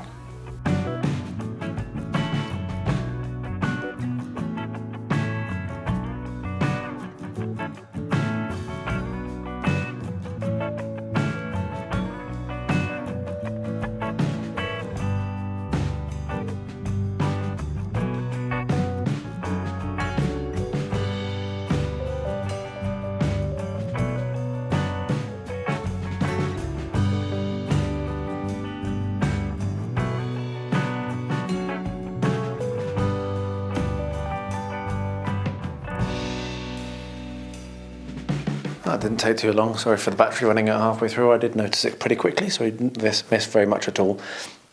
Next step is going to be using some of these offcuts and filling in the gaps. So for example, back here we have a gap, and what I can do is I can take something like that, stick it in there, and then that will save me quite a lot of the modelling compound for when I come in to fill it in.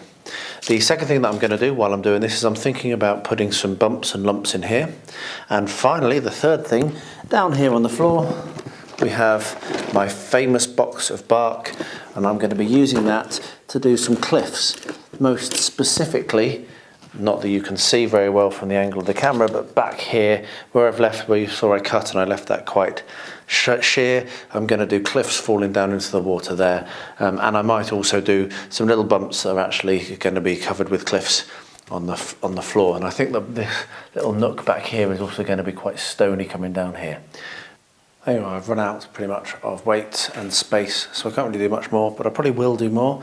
I will probably fill in a little bit more towards the back, but I'm pretty happy with how I've done this. I'm not sure what I'm going to do here. I might do some more cliffs, which is why I've left it, but I haven't decided yet, so I'll come back and do that another time. I have done the cliffs on the left hand side. You can see if I do a very careful pan that I've used 2 clamps there on the left to hold that lovely bit of bark in place, which is going to be a really nice solid bit of cliff, and I'll probably add a little bit more bark around it once that's dried, but I can't really get in to clamp it and position it at the moment, so I'll just leave that. This will be a nice task to do over the next day or so, just to get this all built and all developed, and then I will be able to make a start on the modelling compound and smoothing it off before I start the epic painting and then epic resin pour, which is I'm really looking forward to. But I've got a lot to go before there. I'm waiting for quite a lot of fish and other things to arrive, and I really want to have this quite a beautiful front here, so I'm going to need to probably fill under here and also put a front on, a fascia on of some sort, so that then when I do the pour I have a really solid edge which I can dam, which is obviously the biggest question whenever you're doing these things, is how good is your seal? So next morning, and the stuff that I glued last night has all dried really nicely, which is good, and it looks great. And I've just spent a very little amount of time assembling and putting together some more areas for where the bark might go. So on the right hand side here, you can see just there, I've put some there, and also I'm working on this central area here. This is glued in, but these aren't, and none of this is. So what I'm about to do now is get my gator glue and stick that all in place. A little more progress on this. These are now all dry. There's one loose bit here which I'm waiting for to do the Luke's modelling compound before I stick that in, because there's a bit of a void behind there that I can't be bothered to leave. I've put some large chunks of polystyrene at the back, as you can see, and then put a cliff on this left hand side one. I might put a cliff on the right hand side one as well. And the concept will be that the track will come down between these two, and this is where the jetty is going to come out, and the track will come down here and along here.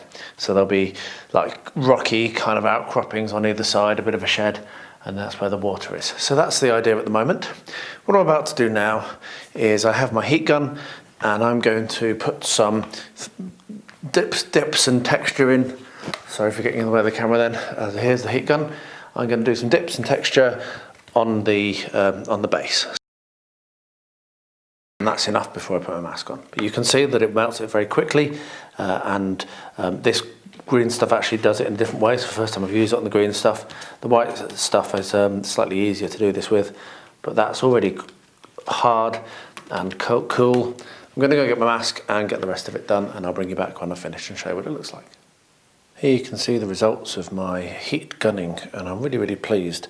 I am umming and ahhing about doing some more, but for now I'm not going to do any more. I'm going to sleep on it and think about whether I want to go deeper. But in particular, this area here, which I will just zoom in on now, I've gone very deep there. So let me show you with my finger. That goes right the way down. It goes very close to the bottom and to the wood. And what I was thinking of doing was actually extending that slightly, but the problem was the green melts really difficult, but the white melts immediately. So even from here, you can see here I was melting back the white, and so if I do that I'm probably going to lose all of this to melting and have to build it up again. So I'm just umming and ahhing about that, but basically very pleased with how that's come out. I think it looks absolutely brilliant, and the whole of the board now is ready for the Luke's APS modelling compound, which I'm about to do.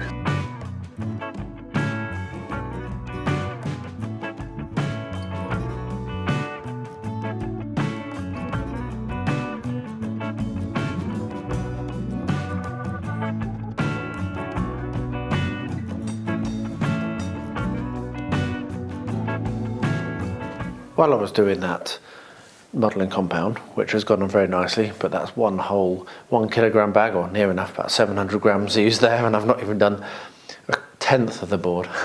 I started to think about this area in between the two hills and why it would be there, and I started to think about water. And so what I've done is I've come along and I've drawn in a water course here, which I'm going to carve out. I'll put a little bridge for the track to go over. It'll add a lot of interest to the board, and it will give a little bit more of a story as to why this floodplain, which is what this looks like it could be, this is going to be basically the could be carved out as quite a deep little stream that's going to come in and will go down into the lake. So I'll be able to do a little bit of a waterfall or something like that there. I think a hot wire cutter is going to be a better idea. Right then, so I've got my hot wire cutter. Now it doesn't really cut through green foam all that easily, so I'm going to have to do this very, very slowly. But that is going to be a lot better. Might need some to do in small sections like that, and it might take a few passes to do, but I will get that done. I'll pop some music on and you can watch.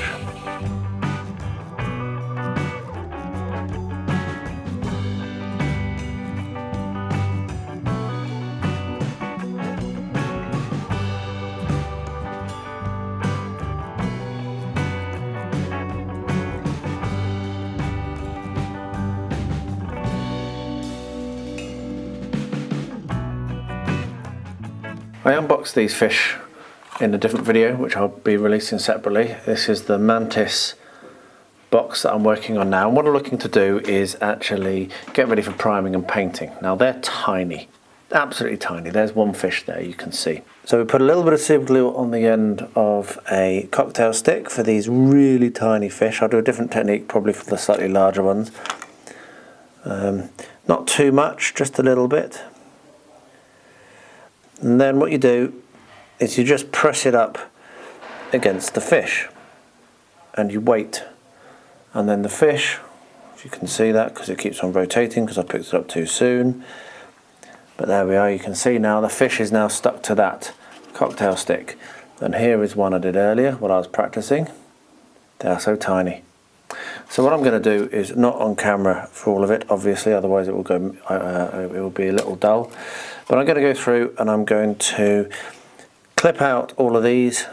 I'm also going to tidy up the ones that came from Modern Armits in miniature, and I have the, excuse for the hands, I have these ones as well, which are also from Mantis. So I'm going to clean up all the fish and also my crows, and I'm going to get them all either put onto pins that are stuck into wine corks, which is a method I used to use for all my miniatures, but I fell out of love with, but I think this is going to be right for these. So I've got a bunch of these, or they'll be on cocktail sticks. So I'll get that done and I'll bring you back when it is finished.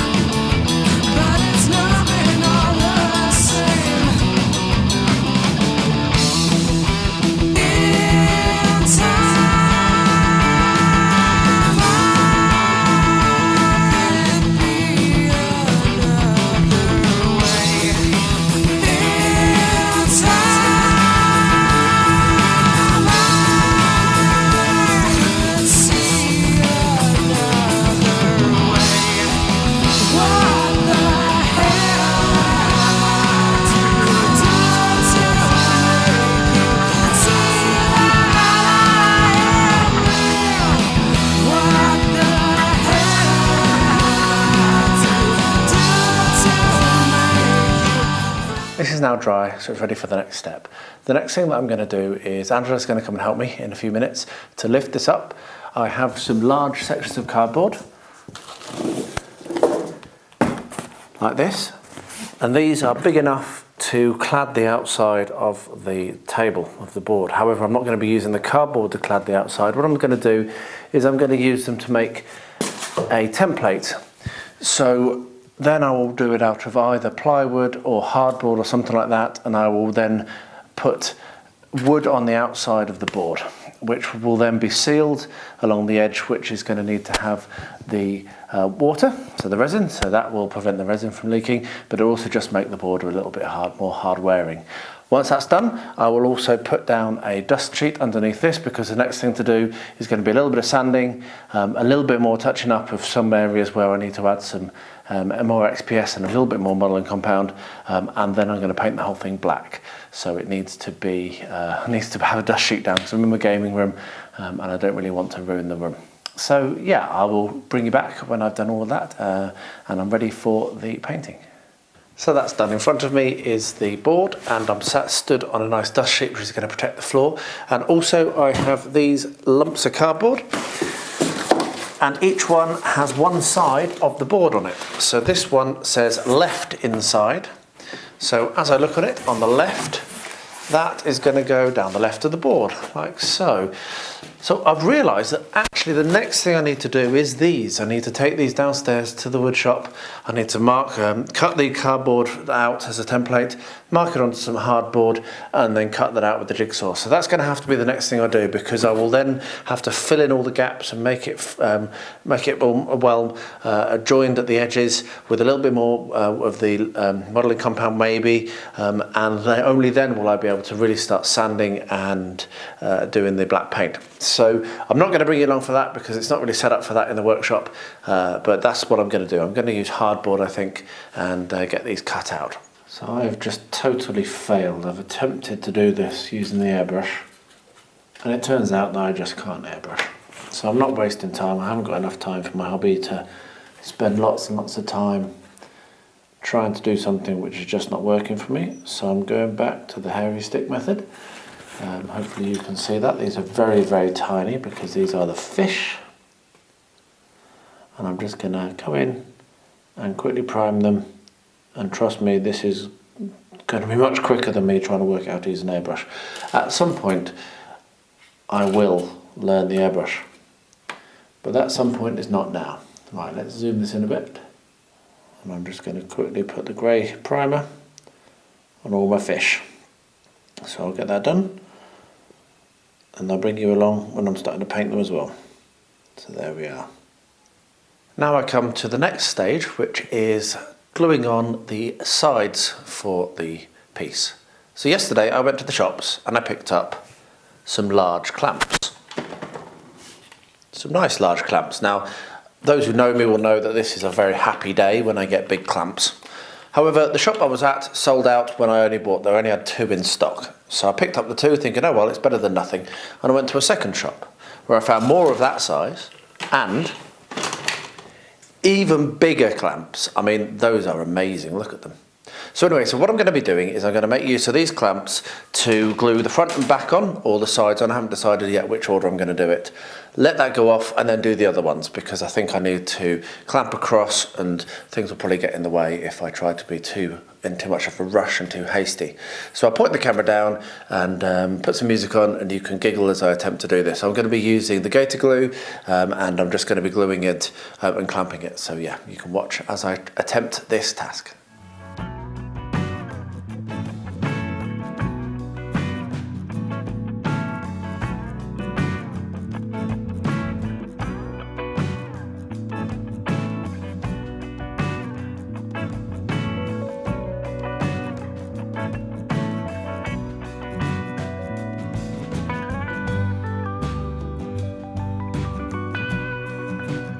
Just when you thought that I couldn't put any more modelling compound on this, I'm about to put some more modelling compound on. I'm not going to run the cameras. I think 3 hours of me putting compound on is enough, though I have managed to shrink that down to quite a substantial amount less.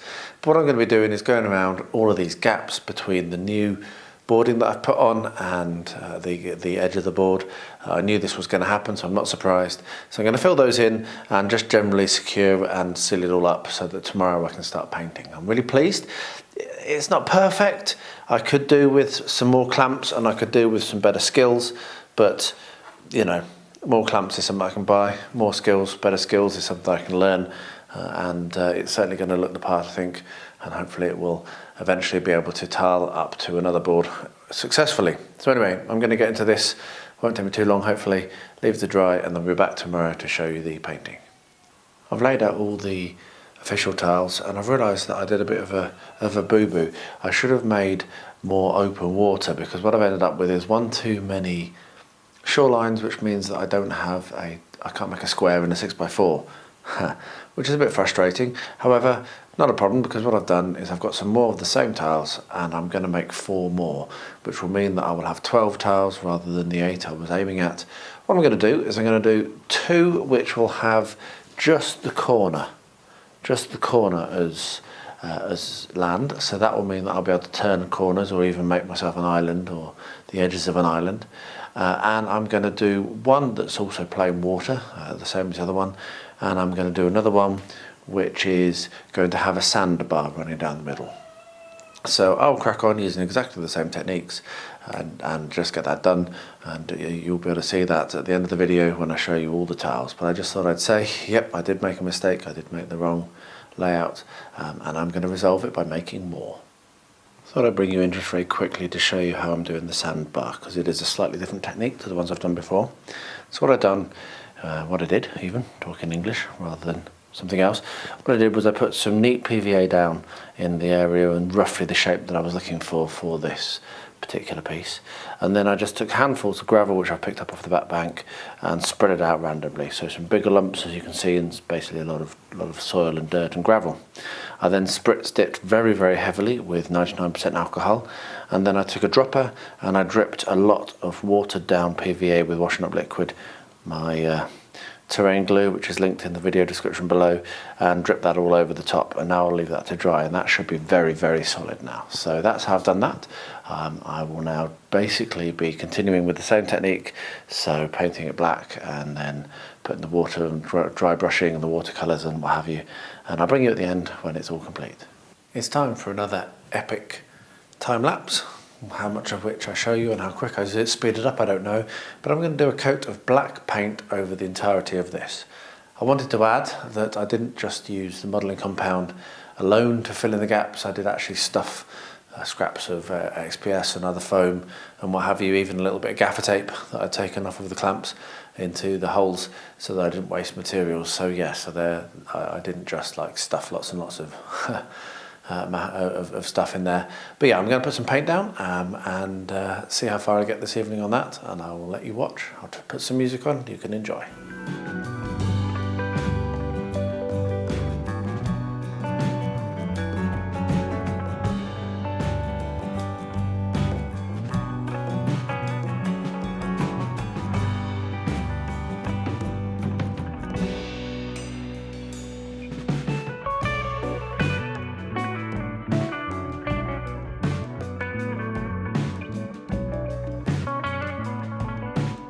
Now it's time to do the magic of a heavy overbrush. I've got my darker grey paint in my cranberry yogurt pot, as you can see, and a very large brush, the largest brush that I have for my hobbying.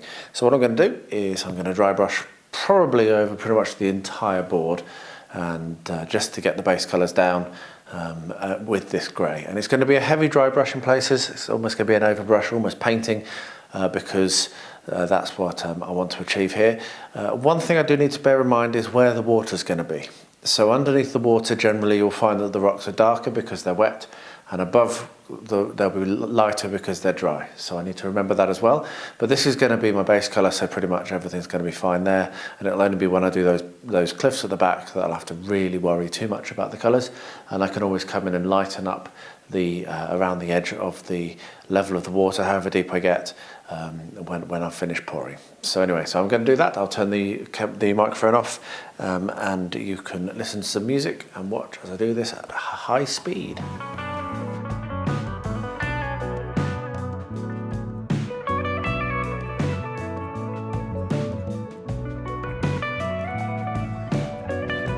Next up for detailing, I'm going to do a floor for inside my hut. This I've done a separate video on, which I will link. It is a fantastic little bit of kit from Renedra, and it went together really, really well. I'm very, very pleased with it indeed. And what I'm going to be doing is I'm going to be doing a small cobblestone roller here, which from Green Stuff World.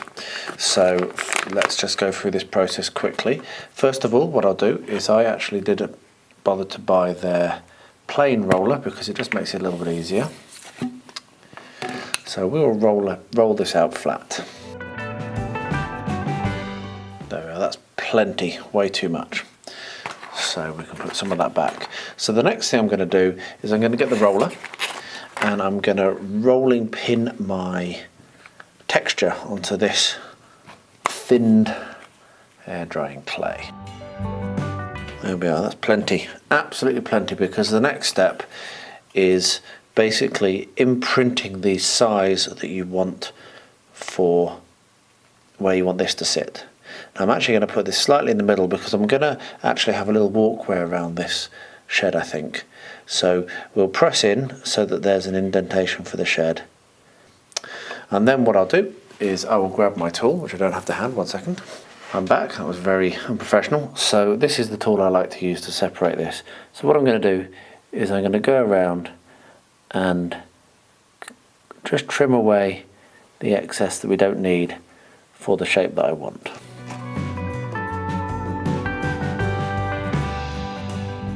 We've done it. We got away with it, just about. So with that done, I'm now going to take you through to the diorama and we'll get this put in place. So here we are. This is where the little shed is going to sit. Just kind of like that.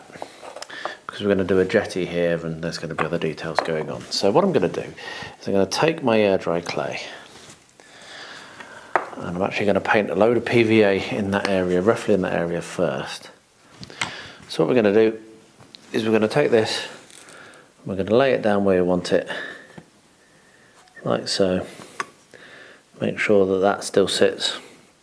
Yep, that's nice. And yeah, we're going to leave that. So when that's dried tomorrow, I'll be able to come back and put some paint on it. I'll leave it to dry overnight. And, don't rush air dry clay. If you seal it, then it can sometimes crack. I've found that in the past. So there we are. We have a stone floor for our stone shed. I've done this technique so many times that what I'm going to do for this build, rather than show it to you over and over again and do the whole thing, because I will be doing quite a lot of this, it's a very large build, is I will focus on this section of the board. So I'll do the process I'm going to do on this section and then turn the camera off and do the rest, and then when I come to the next step I'll do it on this section and film it and then do the rest. So that's how I'm going to work it. So I've just mixed up some more terrain paint. The reason for that is I forgot to put washing up liquid in a batch and it went very stinky and horrible. So I know to put washing up liquid in my terrain paint, but now I really, really know. So what I'm going to do is I'm going to chuck this on, and this is over the top of Luke's modelling compound obviously, and that is very thirsty, so you're going to find that this is going to dry out much quicker than when you're putting it onto other materials. So that's enough for now because it does go off, as I say, it dries very quick. And then I've got my sifted sand, which is my most finely sifted sand, and I'm going to very carefully come and scatter it like that just over the top. So my method of saving this sand is going to be to get the little hand hoover, put a sock over the end and use that to vacuum up when it's dry so that I don't have to try and tip this entire board. So I'm going to carry that on with that round the rest of it, as much energy as I've got this evening, and probably more tomorrow and the next day. And I'll be back to bring you the next step on this when I have something to show you. I have hoovered off the excess of the sand and saved it all, which is really good news. And what I'm now going to be doing is coming along with my terrain paint, terrain glue, which is watered down PVA with a dash of washing up liquid, painting over the top of all of the sand.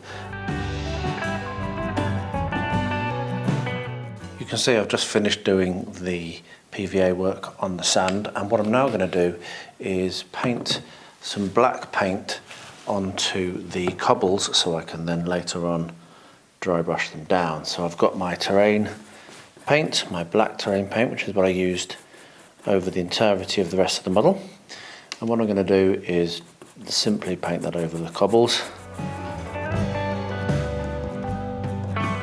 What you can see is the results of a failed experiment. So what I'm actually going to do, what I was doing is dry brushing brown. What I'm actually going to do is I'm going to paint over the top of all of the sand that I've put on with my black terrain paint. And then I'll come and I'll dry brush it, and then I'll, with the grey to make it blend in with the rocks around it. And then I'll come along with the brown and dry brush it to make it look like soil. I should probably have done the sand application prior to doing my initial paint of black over the whole thing, but you do live and learn, and I'm glad that I've picked it up, and I think that this is going to end up looking much, much nicer. So I'm just going to go around the whole thing now and paint over the top of all of the sand with my black terrain paint. This has dried. However, doing this has made me realise that I really should do something else that I was planning on doing, and I don't know why I hadn't done it. This build seems to be going through that traditional slightly stalled stage where I keep thinking, actually I want to do this and actually I want to do that. So what I'm going to be doing is along the bottom of this cliff, and maybe in a couple of other places, I would like to put some large rocks and what have you, which I will then paint and dry brush and what have you. So this is again going to slow me down, just so as if it's kind of tumbled down. I'm going to put some more on the top and also in a few other places. And then I'm going to start as well to do the same thing, just using that kind of it's stuff that I've gathered from the back bank, and I'm going to put that down inside underneath the water where it's going to be in certain places also. And then I'll come and paint it and dry brush it all at the same time as when I dry brush the grass areas. So to do that is very, very simple. I'm going to run my bead of PVA along like so, and then I'll get out my stones and I'll start to put them in place.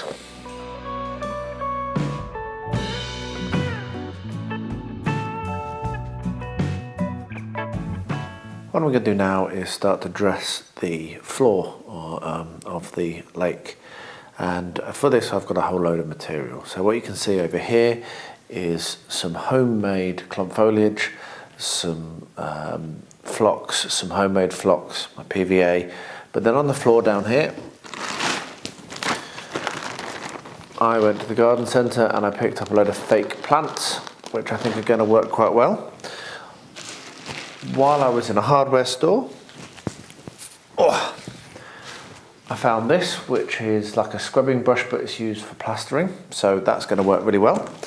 And then down here, I have even more fake plants. I went a bit nuts. So I'm going to now start to arrange these. Obviously I've also got various underwater creatures like the fish that I'm painting up. I've got the kelpies and a couple of mermaids to put in. So I'm going to potentially not run the camera very long right now, and I might bring you back to show you how it's done, because this is going to be a lot of like moving things around. I'm not going to be gluing it down straight away, just working out how I want to compose it. But yeah, I'm going to get started. This is the bit that I'm most excited about, and I really want this to be in the Battle Games of Middle Earth, because I'd like to get to at least the first resin pour before I have to publish that. And it's now Thursday night and I publish on Tuesday, so I'm cutting it fine as I always do, but this is a particularly huge build.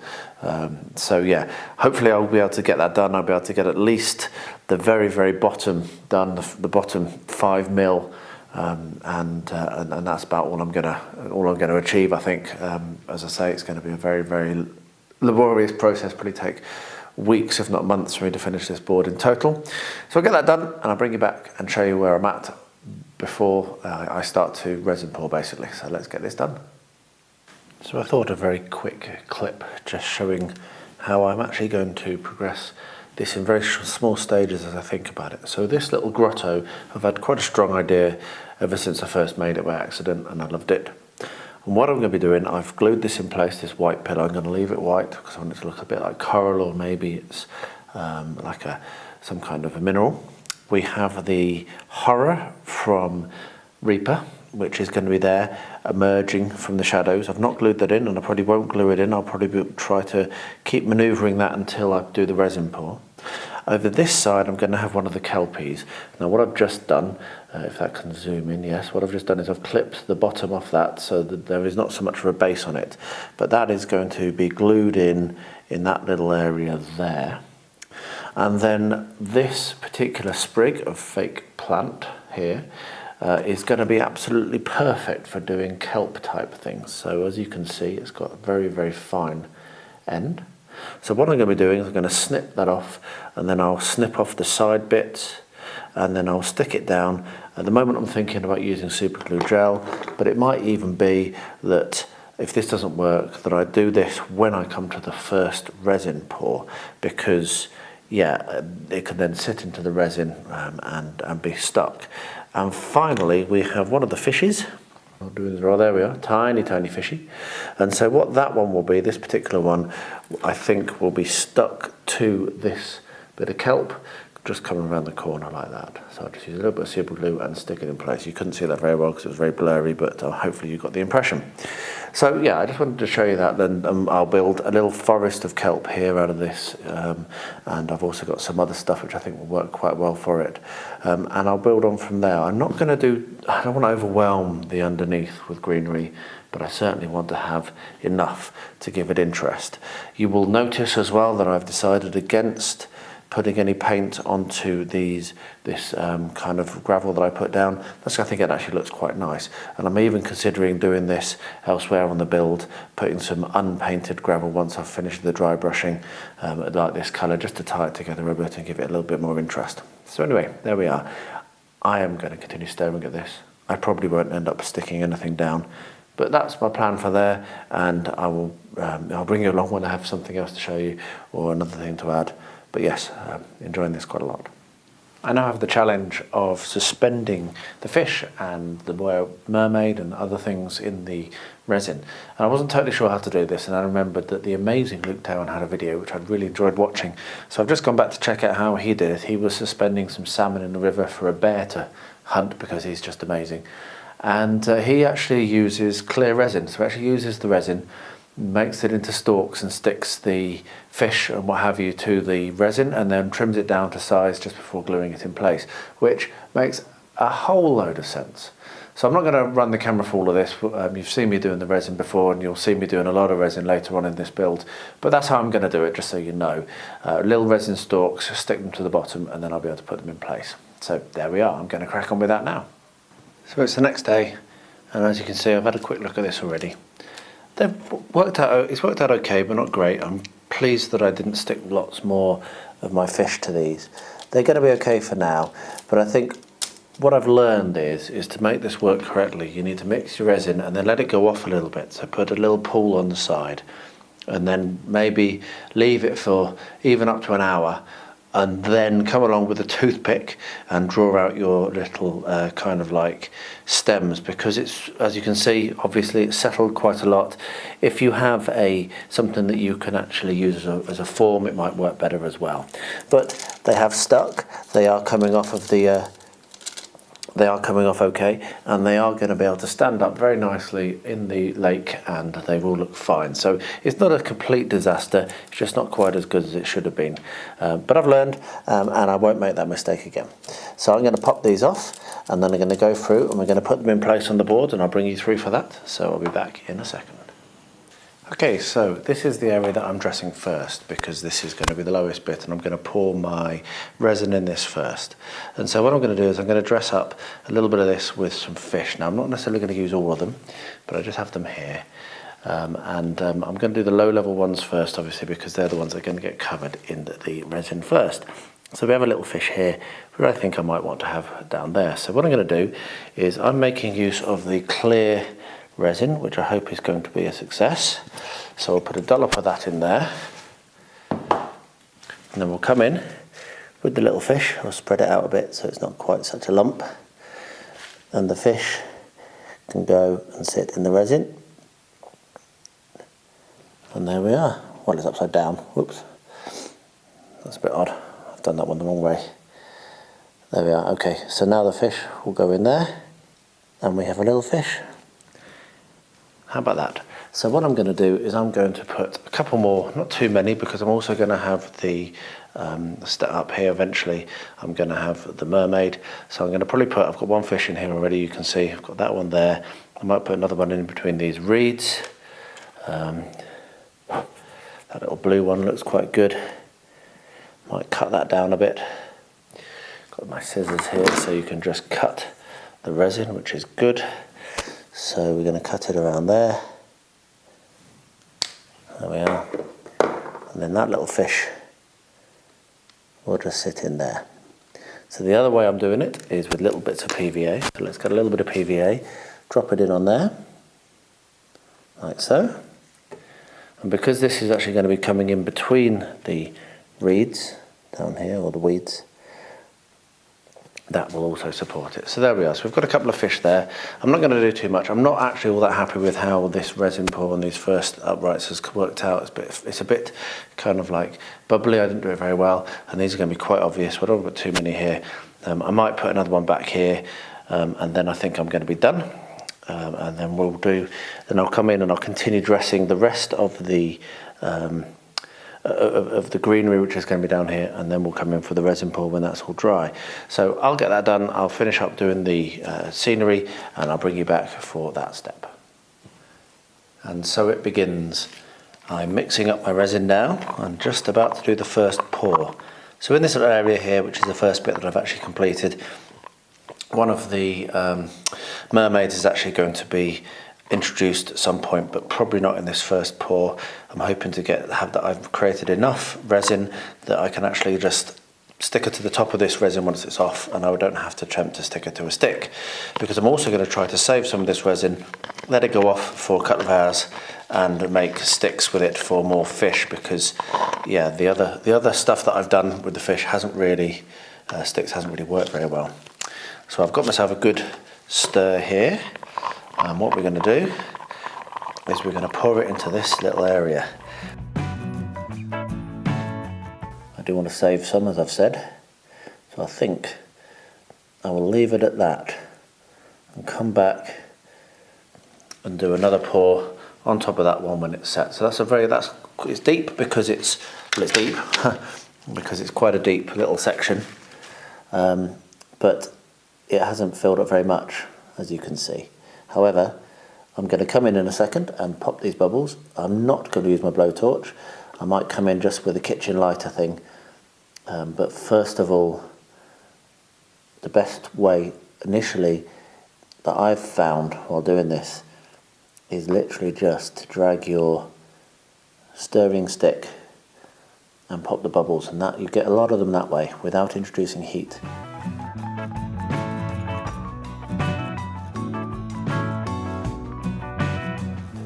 Of course, that's blowing around some of the loose terrain. Right, I'm going to stop filming now. I'm going to go and take some of this resin that I've got left over to try and make some sticks. Might actually pour a little more. But yeah, and I'm also going to come back in and pop some bubbles, and I'm very excited to get more resin than's on this. I can't wait to do the next pour. So there we are, onwards. And now for the bit that always terrifies everyone when they're doing resin, including me. I'm going to mask off for the first pour, which may end up being over the edge. So what I've got is I've got a thick roll of masking tape, and what I'm going to do is I'm going to start it round the corner, and very, very carefully, so that it doesn't tear, I'm going to pull it the correct length.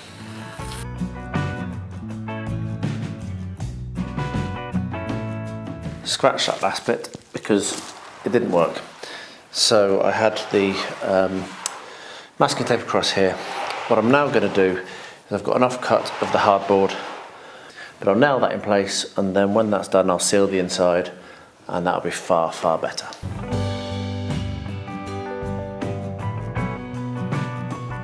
What an incredible video.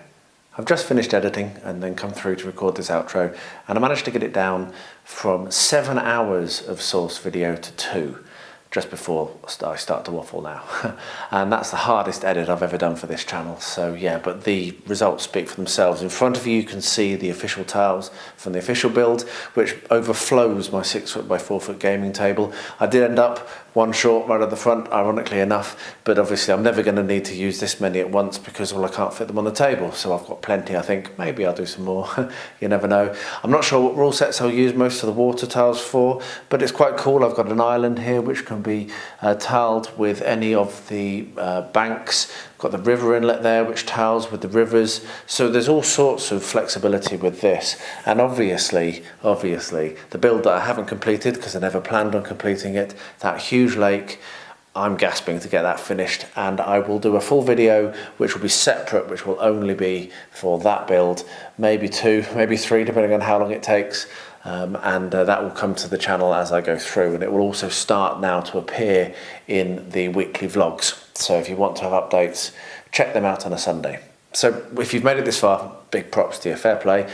I'm very pleased, I'm very happy that people do seem to want to watch all of my videos, as long as they do end up being.